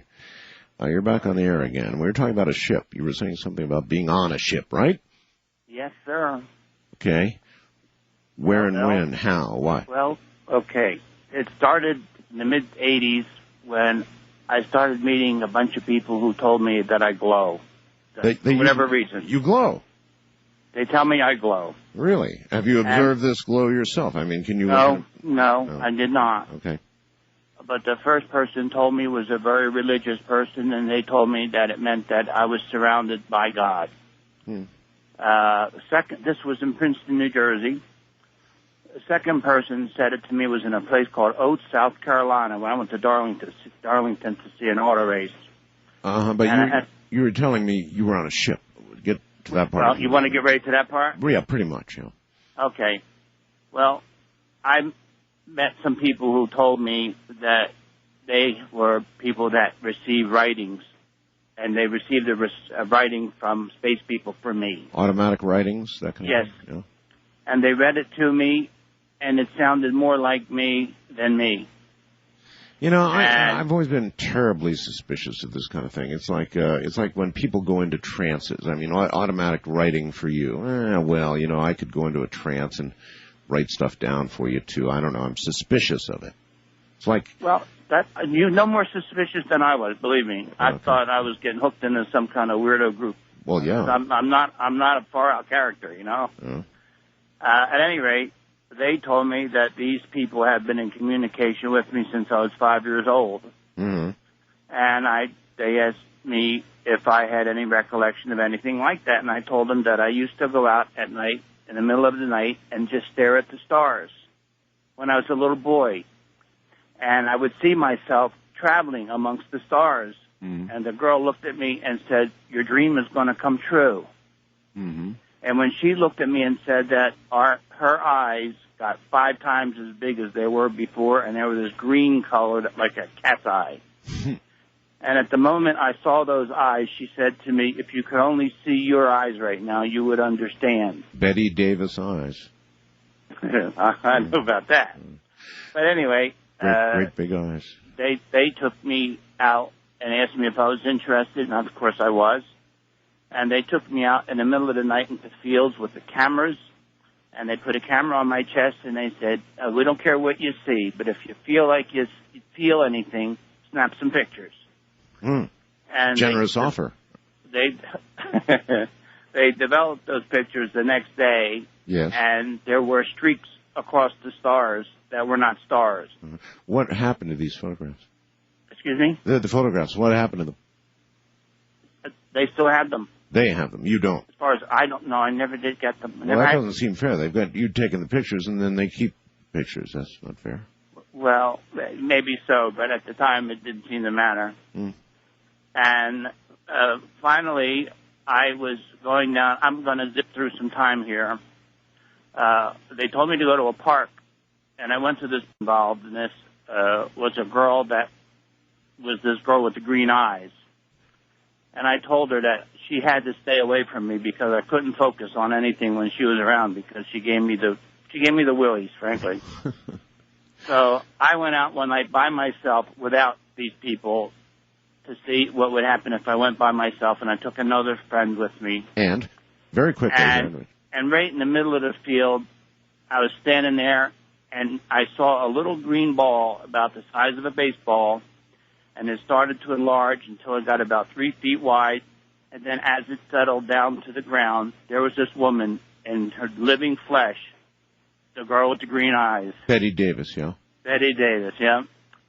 So I went home, and I called this person on the phone, and I said, "Where were you just now?" And she says, "You know darn well where I was." And that was your trip on the ship? No, I didn't get that far yet. Well, we don't have any more time. So, I mean, you've taken us there as far as you can get us in this call, I'm afraid. I guess the ship trip will have to wait. Betty Davis eyes. Wildcard line, you're on the air. Hello. Hello. Hello. Hi, this is John in Texas. Hey, John. Yes, sir. I wonder if you could shed a little light on I don't know what you'd call it, an anomaly or a phenomena. But my wife and I were flipping through the channels a couple of years ago, and we caught the tail end of a story of a man who was bereaved, or whatever you call it. He had lost his daughter, and I believe he was in Belgium or the Netherlands. Anyway, the story went that he was a filmographer or something like that, and he went through a bunch of footage and frame by frame and found some anomalies. Okay, that's all that I remember hearing from that show. But anyway, we got a new video camera about 6 months later, and we decided to do this experiment. Hey, let's try this, what this man was talking about, see if there's any validity to it.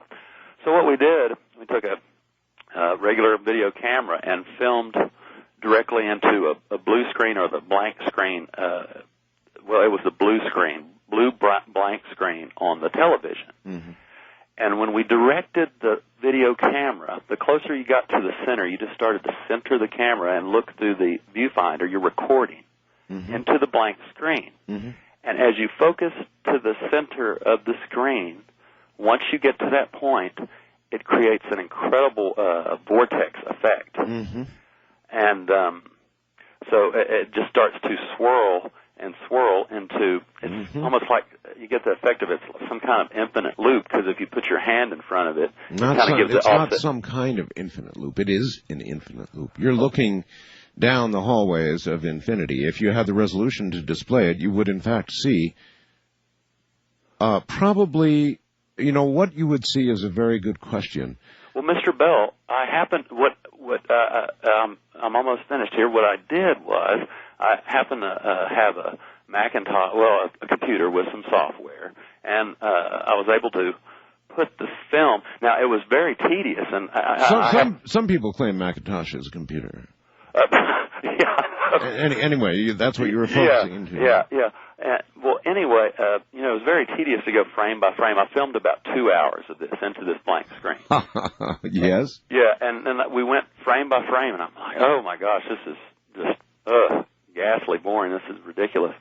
Well, I just so happened to come across some strange imagery, and I collected these pictures, or what looked like forms and figures, and I put them in the computer and brought up the resolution. Yes. And the one that I kept was a very distinct outline of a 40s, it looks like a 40s portrait, kind of looking up like a Greta Garbo. Oh, God, that is fascinating. I have the picture on my hard drive. That was going to be my next question. Yes, and I've held it now. I've had that for about, it's been about a couple years now. Time's flying, but I still have that on my hard drive. Well, you're standing the hair on the back of my neck up just fine right now, because that's exactly what I think. I really, honest to God, I think that we're living in this oscillation, and when you did what you did, I think there's every possibility that you tapped in at some point along these swirling hallways that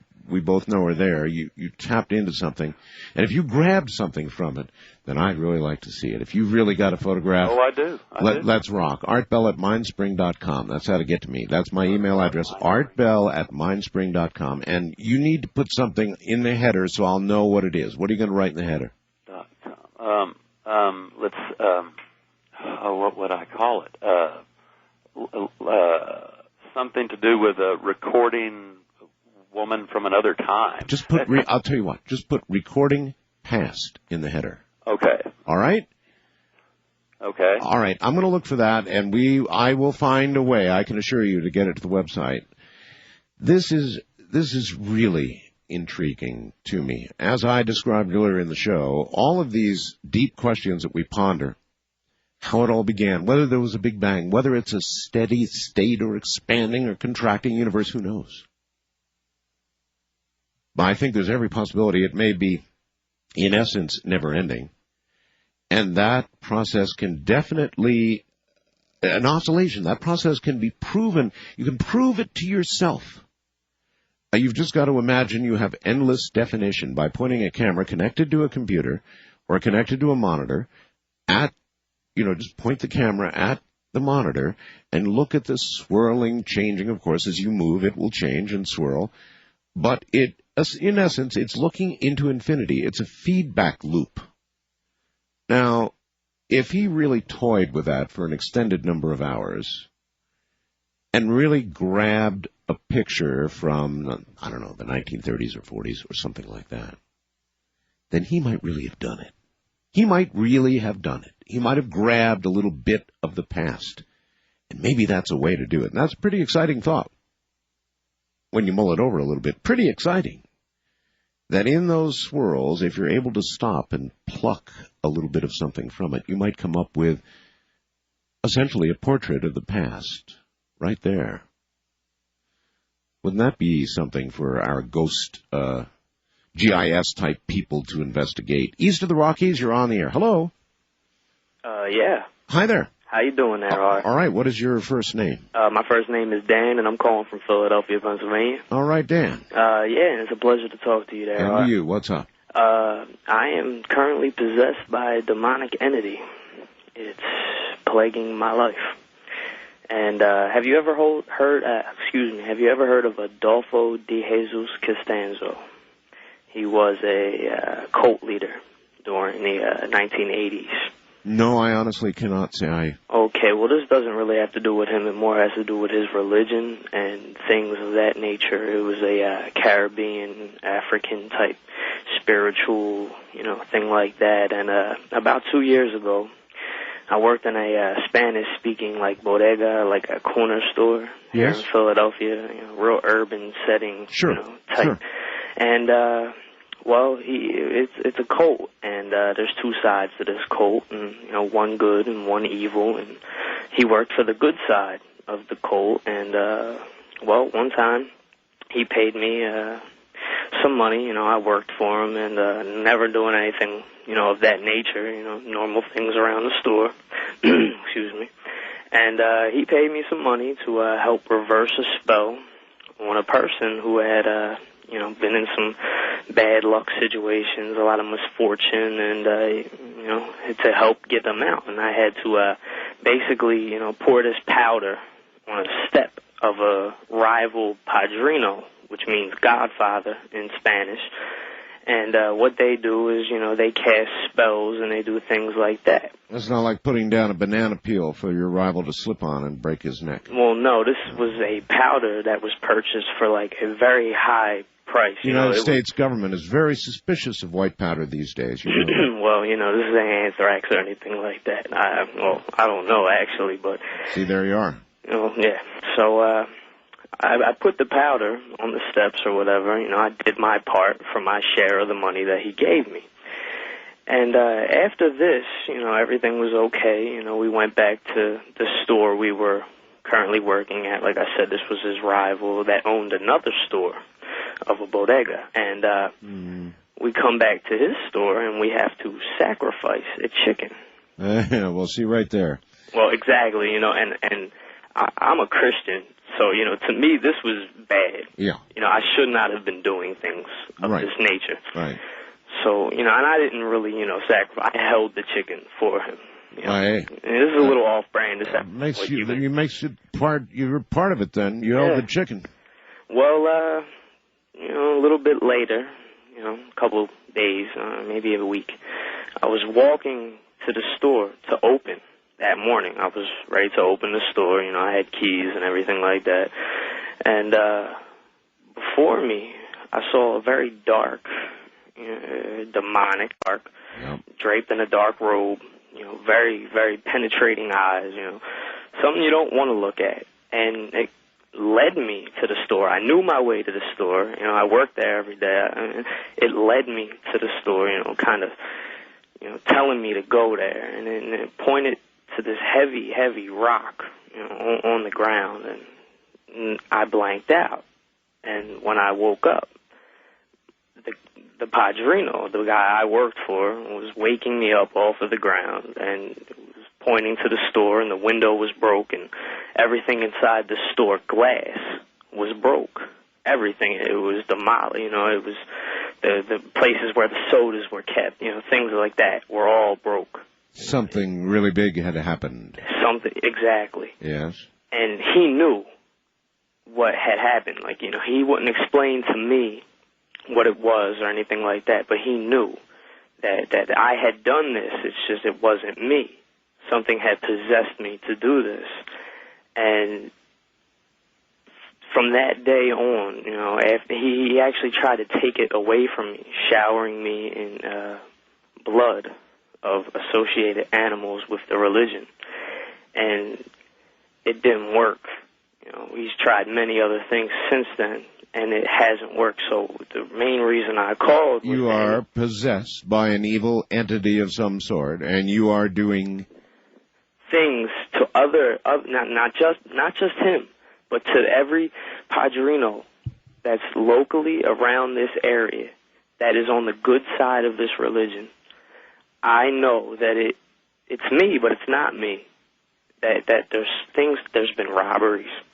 That sounds like the beginning of a legal defense to me. It's me, but it's not me. Exactly. Yeah, but Art, when I tell you this, I mean this wholeheartedly. You can tell Art Bell this, but when you tell the detectives this, you're going to have a I haven't problem. been arrested. I understand.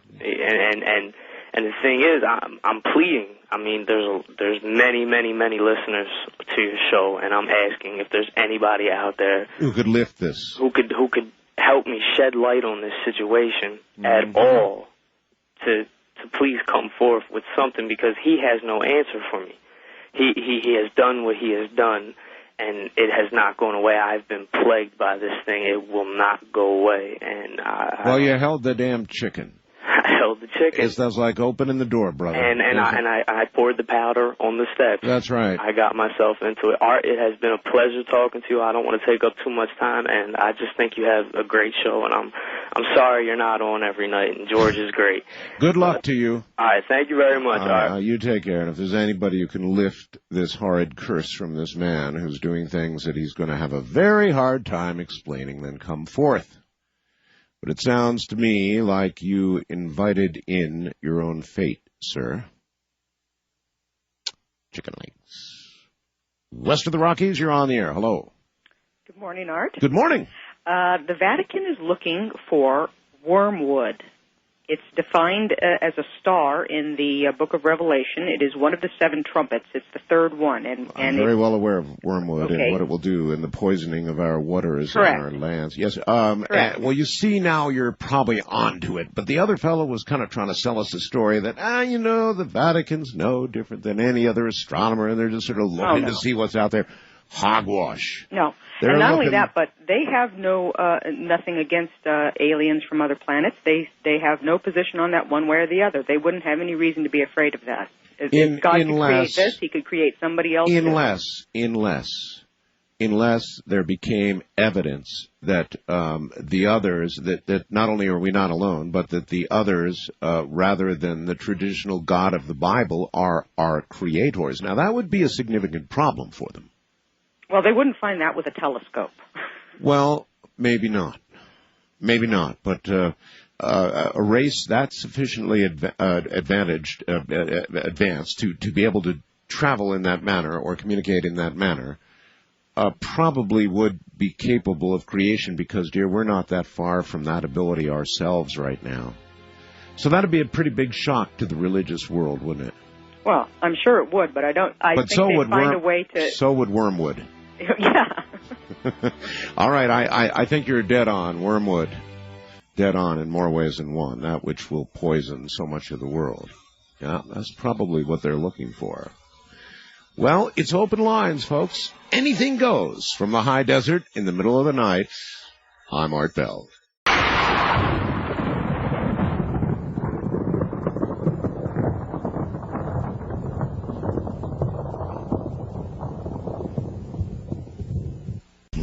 Back into the night.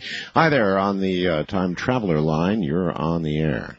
Hi, Art. How are you today? I'm all right. Where are you, sir? I'd rather not say, if that's okay. All right. No, that's perfectly fine. We allow anonymity here. You're calling this line for obvious reasons. You believe you've traveled in time. Oh, I know I've traveled in time. That's the attitude. And I've traveled back in time, exactly. I'll try to keep it short. All right. You've traveled back in time to this time, or you've traveled from this time back? From this time to some type of start of creation. I'm not sure. But what had happened is a doctor had bought a home. He was, his name is Dr. I don't know if I should all right, say. no, don't. We don't need the name. It's not important. All right. And he invited us to a barbecue as a housewarming, and he had dozens of birds and whatnot in his garage. And I thought nothing wrong of this. And my wife and I, we had a great time. We were, joking and laughing, and there were several other neighbors. And he came up with a for instance, of have you ever gone back in time? And after the dinner and everything, I thought it was a joke. And he pulled out a contraption and put it in the backyard, and it was about the size of a small triangular phone booth. And I laughed. I thought it was ridiculous. And I said, how can you travel in time back on that? And he said, well, let me show you. And he put 2 or 3 birds, I think it was 3 birds actually, in the contraption. Were you the only other one there? No, my wife was there. Your wife was there? And actually another couple was there. Okay. You put birds in. And he started up a generator, and it made a horrific noise, and it was like a lightning bolt. It was something that I can't even describe. I couldn't even see for about 10 seconds after it illuminated in the corner of the backyard. Uh-huh. And I thought it was a trick. I thought it was a magic trick. And I laughed. I thought, this is fantastic. He's a magician. Right. And probably what I think, too. Well, about 10 minutes later, he said, no, watch it. It'll return.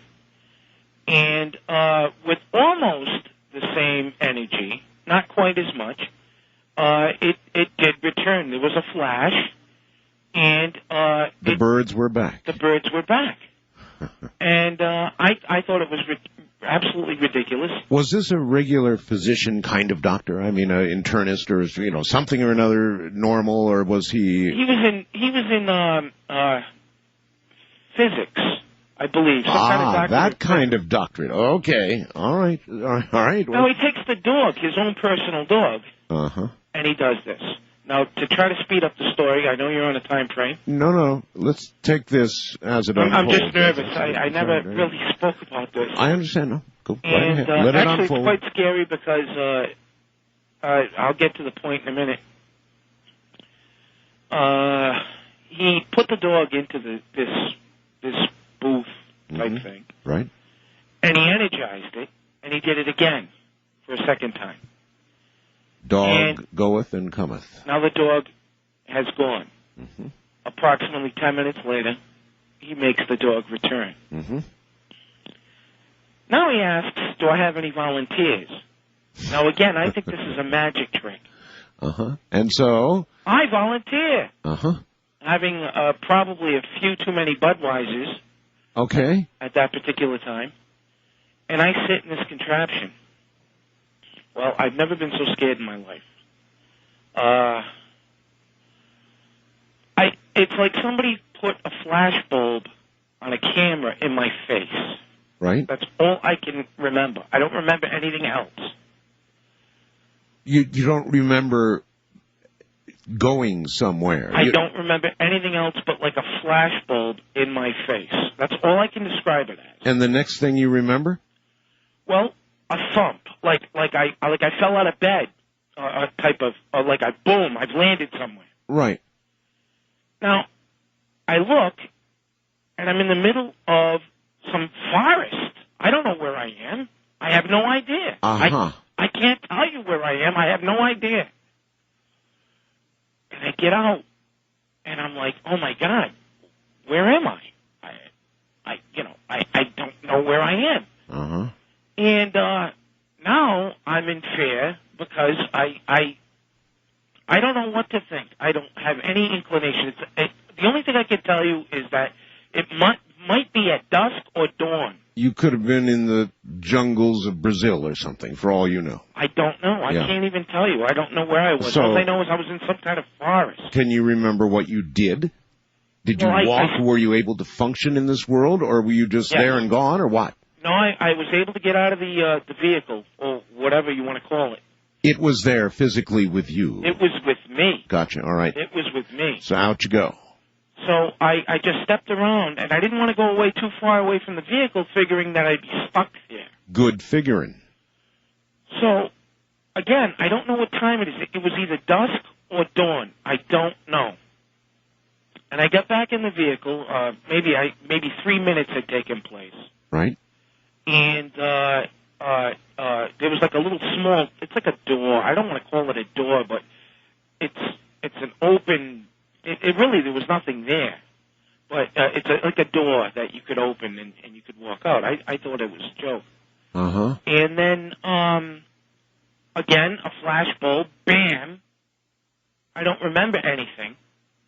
And I remember people laughing, and that's all I can remember. Like, hey, look, he's back. Ha ha. Yeah, and that was it. Ha ha. Now.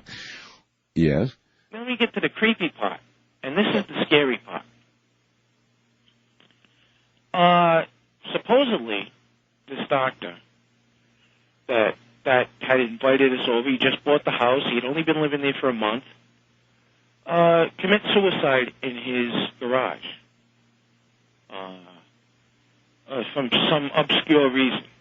This is some time later? This is approximately 3 weeks later. 3 weeks later, you find the doctor is now, the PhD has committed suicide. Yeah. Uh-huh. And there's nothing on the premises his car is gone, and we're all, again, we're wondering what happened. Yeah. And there is no basis for why this man has done this.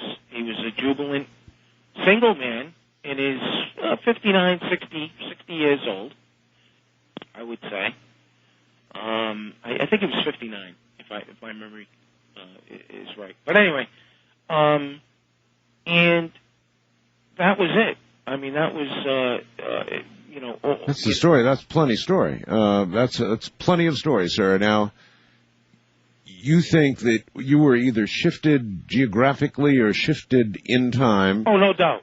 By whatever this was that he had. There was no trace of any of this machinery, I assume, after his death that you were aware of? Well, no, not that I know of. As a matter of fact, I inquired about it, and I said that, I made up a story, and I just happened to say, he was like an electronics tech, and he had stuff in the garage. Does anybody know about that? And they said no. Do you think he's really dead? I don't know. I just don't know. They had a hearse did drive up, and I did see them, putting, a body, what appeared was a corpse into the car. But again, without revealing any names or anything. Please don't. No, of course not. I wonder if you were Dr. Mengele's first experiment there, or, first human guinea pig. Have you ever wondered about that? In other words, he did it with the animals, but maybe, in sort of a jocular, ha, we're at a party, you've had a few beers, step in here and let me show you something really cool type thing. Well, maybe. Might have been his first. It's a possibility, but... And maybe he's now elsewhere, and what they think, the body they think they loaded in, is just the one they happen to load in this dimension. It's a possibility, but after the fact, that when I came back and, we were talking later, and as the party, broke up and whatnot, I said, exactly what happened? And he said, well, I've discovered a generating system that, to put it in layman's terms, will transport you back and forth into time. And I said, that's absolutely ludicrous. I've never heard of such a thing. And he said, well, that's why I had you do it first, to experience it, because otherwise you would never believe me. And I looked at him and I said, I started thinking maybe he was crazy, but then I'm thinking, well, where was I? Where did I go? Sure. So, what better way to prove it to you than to do it first and then talk about it? Listen, you're absolutely right. That's a whale of a story. That's a beaut. That's a real beaut. Maybe that man encountered somebody who had deciphered the nature of time travel, or the way to achieve time travel. I really do believe that there is a way to do it. There are ways to travel in time.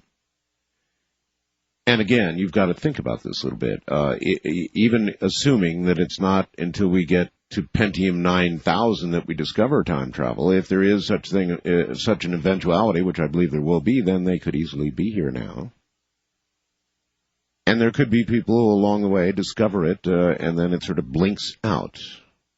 In terms of a retained technology, it just doesn't get out there. Wildcard line, you're on the air. Hello. Good morning, Art. Good morning. You have kind of a hum on your phone there. Oh, I'm so sorry. Oh, it's all right. It's not your fault. What's up? This is Vicki in Denver. I'm listening to you on KHOW. Yes, ma'am. And I thank you so much for meeting you when you were here book signing. That was a treat. Oh, excellent. Yeah. Anyway, I was wondering about the proposed movie. I guess originally it was going to be a TBS movie coming, Global Superstorm. And then I heard on your show it was going to be a bigger picture, and then I guess production problems or something was the last I heard. Well, not problems. The man who did Independence Day is the man doing that movie. Oh, really? And the latest that I've heard, and I watch very carefully and listen very carefully to any news of it, and the latest news I've got is that the special effects are going to be so spectacular. Wow. That it's going to be an additional year before release. They're working on that movie right now. So it's apparently really going to be something. Yeah, it sounds fantastic. And the working title, I believe, is The Day After Tomorrow, or perhaps even shortened to Tomorrow. That's the rumor mill. That's all I know right now. Oh, that's fantastic. Oh, one other thing. The woman that called, who was a witch into Wicca. Oh, yes. She was talking about objects like not working and things like that. Yes. Well, I've been into Wicca for about 30 years, and there are, just for anyone's knowledge, there are practices you can do to ground that energy so that it won't affect, objects. Some people, it happens anyway, but if it is a result of ritual, there are things you can do in a meditative state. Yeah, well, if anybody like that ever gets around me, I'm wrapping her up in groundwater. Yeah, really. All right, thank you very, very much. Take care. Yeah, I'm going to just wrap her like a mummy with ground wire.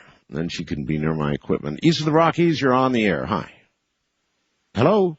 Hello. Yes, sir? Hey, how are you, Art? I'm doing all right, sir. How are you? Pretty good. I was listening, and you had a caller talking about the Catholics and their telescope. Ah, yes, Mount Graham. Well, I've been studying Genesis 6 for about 3 months now. It just really fascinated me. Mm-hmm. And it claims that women were having sexual relationships with renegade angels. That's right. And they were having these offspring, Nephilim or Nephilium, I believe. Yeah, we're talking the flood here. I mean, God got angry and then the flood and then took them all out, right? Right. But what catches my eye is it says they were also around thereafter. Meaning, where are they now, And a lot of people actually believe that, these offspring or maybe angels and demons are what we know as aliens. And I think that would explain a lot. People who are abducted and have these horrid experiences where these aliens do terrible things to them. Maybe those are demons. I think these women are still around. Really? Well, it might happen. And then it would also explain, people who get abducted and have these great experiences and go to beautiful places. They might just be going to like a heaven and entertaining angels themselves. And what you were saying about... perhaps. But the whole process of angels falling and chasing after earth women and producing these... it just seems unheaven and godlike for all that to be going on. Well, yeah, it would be. I'd say that too. But I mean, as you said yourself, the Catholics... religion itself, it's hard to say what they're letting us know, and they have all these secrets. They're watching something out there, and... Well, the one caller I had was like an apologist for this. I mean, there's more to it than just a casual interest in hunting, for what might be out there on the part of the Catholics. I've got nothing against Catholics. My wife is one. But they are, obviously, somewhat secretive, or even really secretive. Right. And they're looking for something more than just general astronomy fun from the Vatican on Mount Graham. They're there for a reason. They're looking for something. I agree. I don't know what they're looking for, and I don't think that they're going to make it known anytime soon either, though. I think Martin Luther helped, prove that the Catholic Church, or any churches for that matter, they like to be in control of what they know and what they do. And so, I mean, I was just going to call and... Well, I think religion originally was all about control. Right. Right? Well, it was the government for a while there. Or at least you could take that point of view. It certainly seems that way, that it's a very large controlling force when you control behavior. Mm-hmm. All right. Well, that's all I had, Art, but I'm just going to keep tuning in. I just wanted to throw out the whole theory of that idea, and I thank you for asking. So, you think the Nephilim... Well, the way the Bible describes them is they're kind of like giants, like Goliath was. And, I mean, I couldn't say. Maybe the NBA is a bunch of... But I'm not really sure, if they are that nowadays alien, the NBA a bunch of Nephilim, huh? Well, it could, you never know. It could be. Maybe that's all right, listen, I got to scoot. Thank you. And then those women, these tempting women. Could it be? Yeah, sure it could be. Middle of the night, Friday night, Saturday morning. I'm Art Bell.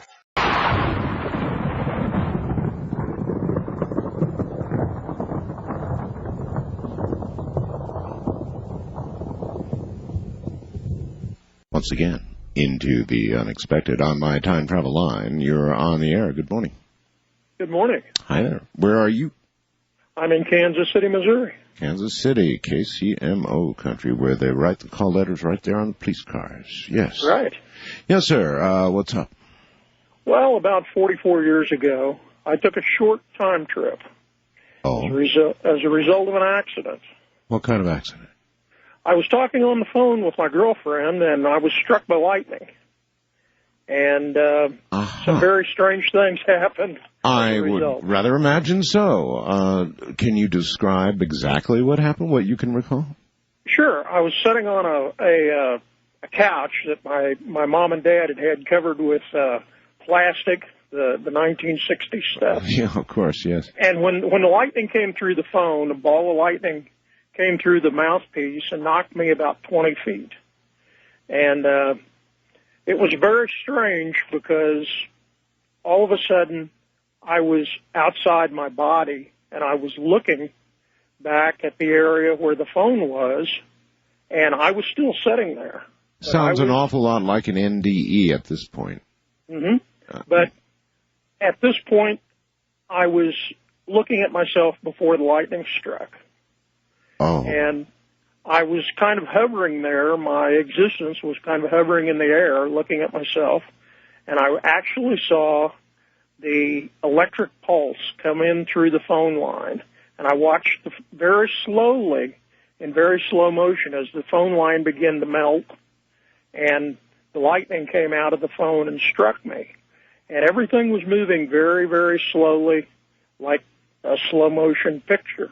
Right. But as things were progressing, it started moving a little quicker and a little quicker. And at the point where the ball of lightning came through the mouthpiece of the phone and struck me in the head, and my body came off the couch, my body started moving towards my essence. And at that time, things started moving a little quicker. Like the best way to describe it is when you're watching a film and the reel starts to slip. Yeah. And it kind of flickers a little bit, and then it starts to catch up. It's like it just blew you right out of your body, and then sort of out of the present time stream, and then back again. Right. Well, such a large electromagnetic occurrence just might do exactly something like that. And as my body got closer to my essence, things were speeding up and becoming almost more into normal time. Yeah, yeah. And as my body merged with my essence, there was a tremendous flash. And up to that time, I hadn't had any pain or any sensation. And when my body merged with my essence, it hurt. And that's the best way I can describe it. Well, that's absolutely incredible. Thank you very much. That is an amazing story. And it's kind of in the right context, frankly. A lightning hit is an unimaginable amount of voltage and electromagnetic energy just coursing through your body. So the effects that it could produce probably would include one in that category. Very, very, very interesting. Wildcard line, you're on the air. Good morning. Hi, Art. This is Kathleen. I'm in Middle Georgia. Hi, Kathleen. I'm actually listening to you on WLAC out of Nashville on my Bajan Free Play radio. Way to go. Real quick question first before I get to my point. I have a book on non-surgical back care that I'd like to send you. And how do I go about getting that to you? Well, I suppose if you send it to the network, and don't ask me for an address because I don't have one right here. I don't know. Send it to the network. You know, they're very well-known. Premier radio in Los Angeles. You'll find a way. It'll get to me. Oh, okay. That'd be fine. Yeah, I fell off a telephone pole myself, so I understand about trauma injury. Wanted to ask about mass deja vu. Mass deja vu. Mass deja vu. Back in the early 70s, I was in Tallahassee at a horseback riding clinic. My sister and I were both there. Yes. And after the clinic, we, a bunch of us decided to go to a restaurant. If I remember correctly, it was about 10 or 12 of us at the time. And the restaurant that we got to, they didn't have a table big enough, to accommodate that many people. Right. So we sat, some in one booth and some at the booth behind, and then the rest of them were at a round table, nearby. Right. And I don't even remember the point that was being discussed, but I remember I leaned over the back of the booth to say something to somebody behind me, and I had this really strong feeling of deja vu. And you know how you have kind of like that little otherworldly experience when you get the deja vu. You bet. But I thought it was just me, and I just kind of turned and looked back at the people in the booth where I was sitting, which included my sister, and several of the people had an odd look on their face, and I turned and looked at the people behind me, and several of them had an odd look, and we were all like, did you just have a sense of deja vu? Oh, isn't that interesting? And it also included two other people at the table that were, sitting nearby. But it got at least 8 out of the 10 people. Deja vu, as in we've all been here just like this before? At that moment, we all experienced it right at that moment. But the deja vu itself, reflecting the feeling that you were all there in that exact situation at a previous time, is that what the deja vu was? Yes, it was. And I mean, it wasn't like there was a significant thing happening. There wasn't. We were just having a conversation. Oh, no, that's an extremely interesting observation. But it was almost like it didn't get, there was two people in the booth behind me that didn't get it at all. One person in the booth where I was sitting that didn't get it at all. And then there was a couple people at the other table that didn't get it. I think there was 12 of us all together. But the people who didn't get it did observe that we all had a funny look on our face, and they were like, what's going on? But those of us who did get it, and it wasn't just a little light sense of deja vu, where you kind of like look at something, shake your head, and go on. It was a strong feeling of deja vu. A 7-point Richter deja vu. Yeah. No, I'm with you, and that it would occur to many people at one time. Isn't that intriguing? And like I said, my sister was there, and she got it too. But I had not heard any theories. Do you have any theories about it at all? Anything? Any thoughts about what force might have produced that, or why? I think somehow it is a time shift in some way, and of course, since the movies Matrix have come out, kind of makes you wonder. But I just have to wonder if it's not a time shift of some sort. And every now and then, I will also dream about something occurring a day or two before it actually occurs. So I think that somehow, maybe we have perception of time. Well, you see, I had one of these things happen to me, and once in my life, I really appreciate your call. Thank you. Mass deja vu, that is really intriguing, isn't it? I, too, have had one extremely serious encounter with deja vu, and then one with precognition. So I've been down that lane, and so, hearing about a mass occurrence, a mass deja vu, suggests that the phenomenon would not be attached to an individual or only an individual. It's so easy to dismiss when it's that because you think, well, a little misfire in a neuron, right? But if it happens to 10 or 12 people out of a group, then it's got to be something else entirely, doesn't it? East of the Rockies, you're on the air. Hello. Hello. Hi. Yeah. I'm going to go ahead and try to make this quick for you. Okay, where are you? I'm in Wichita, Kansas. And your first name? Mark. Okay, Mark. My father presented this UFO time travel theory to me, and I thought it was perfect for tonight's topic. Sure, fire away. You know how when you travel through space, you're traveling, like if you take a piece of paper, you're traveling the distance of the piece of paper. Right. And if you fold that piece of paper end to end, then you could travel from one point to the, one end to the other end without traveling the distance. Physicists use this example all the time to explain the folding of space-time, yes? Yeah, exactly. Right. Well, my father believes that the UFOs that we see are actually ourselves from the future coming back, checking up on us or whatever you however you want to put that one. That's as good a way to put it as any. I can imagine that there might be reasons why a future us would be back here, perhaps observing, if not attempting to affect things. But, that has to make you wonder. I had the experience during the time I was doing talk radio.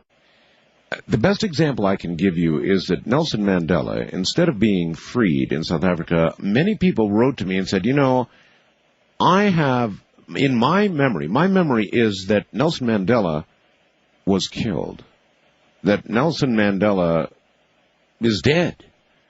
And that's what I remember. But, of course, that's not what occurred. Nelson Mandela, as we all know, was freed and went on to lead South Africa. But, people had a different memory of it. And I got an awful lot of emails like that. After one person said it, I just had a flood of emails. Yeah, I had the same memory.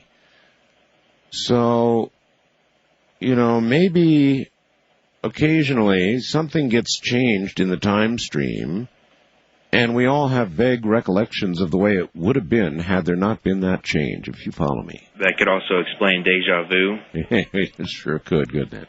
And how come the UFOs just seem to disappear or appear across the sky? Yes, and they do that, as in really disappearing, to our point of view anyway. Yeah, you're right. Very good thought, sir. Yeah. And just on a side note, there's a movie called Happy Accidents.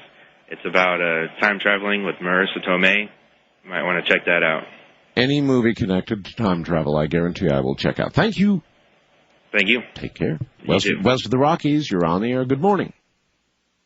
Hello. This is Jay in Magalia, California. Hello, Jay. Hey. What's up? It's good to hear your friendly voice again. Wow, thank you. Yeah, you asked your guest a question last night about what is consciousness. Oh, yes. He stumbled around and didn't give you an answer, and you said, is it conscious awareness? And he stumbled around. Self-awareness. Self-awareness, yeah. Mm-hmm. And I can give you the answer, I think, tonight. Let's hear it. You discussed also the infinity of the past and the infinity of the future. Yes, sir. Which relates to this. How do you measure the past? Well, we've got all kinds of measurements for the past and also for the future. But what about the present? We don't have any measurements for the present. You can say it's a year, you can say it's an hour, you can say it's a minute, or you can say it's a second, or you can say it's a nanosecond. But all of these can be split 50-50. Half of it in the past and half in the future. Very true. So we all are a thin line, and that is consciousness, that thin line. And we are like a rock in a stream. The future is flowing towards us, and we make choices. And this is consciousness and conscious awareness, or self-awareness, whatever you want to call it. And it's that simple. That's the beginning of meditation, when you can reach that point and really understand and be conscious of your position. Do you think that consciousness is collective? Is what? Do you think it's collective? Oh, I think there is a collective. In other words, we obviously have an individual consciousness that you sort of just described, but is it also collective? Oh, absolutely. Not only on the subconscious level, but also on the superconscious level. And is that what Princeton is measuring, perchance? I think that's what they're trying to measure. Well, they're getting readings indicating they're measuring something, which seems to coincide with mass occurrences, like 9/11 or other giant things that affect consciousness throughout the world. Yeah, but I think that they are trying to measure the non-physical physically, and that is difficult to do. You can't use a physical yardstick to measure something that's immortal. Extremely difficult to do, but they may be on to it. Yeah, they may be making some breakthrough there. Yeah, I wouldn't be surprised. All right. Well, I appreciate your call. And I wrote a book on the subject of immortality and you did? On metaphysics, and just a couple of months ago I finished it and got it printed. And I told George I was going to send him a copy of it. I'll send an autographed copy to you if you'd like. I would dearly love that. Okay, I'll send him 2 copies, one for you and one for him. Please do that, and hear me down there at the network. I want my copy. All right? Okay. Very good. All right, thank you very much, sir, and take care. Mm-hmm. On my time traveler line, you are on the air. Good morning. Good morning. Yes, sir. I'm David from Albany. Hello, David, Albany, New York. I have a couple of things I'd like to go over with you. Let's rock. One of them is, do you know that the South American Indians look at going through life as though walking backwards because what you see is only memory? Huh. No, I never thought about it that way. Interesting. And the other thing is that what you are experiencing right this moment is brought about collectively from your likes, dislikes, experiences of love and hate and so on. And they're cumulative to the point where you have a picture which you establish feelings, and with your intentional focus, you then project it into what we call the curtain of reality. The curtain of reality. Yeah. If you drop this curtain, you'd see heaven. So we're erecting a barrier between ourselves and heaven, is what you're suggesting. Correct. Mm-hmm. The other item is that space and time, in fact, do have a similarity because time does not exist until you project it into 100% time and reality. Now, the other item about space, in Raja Yoga, we used to do mantras. Yes. And that creates space.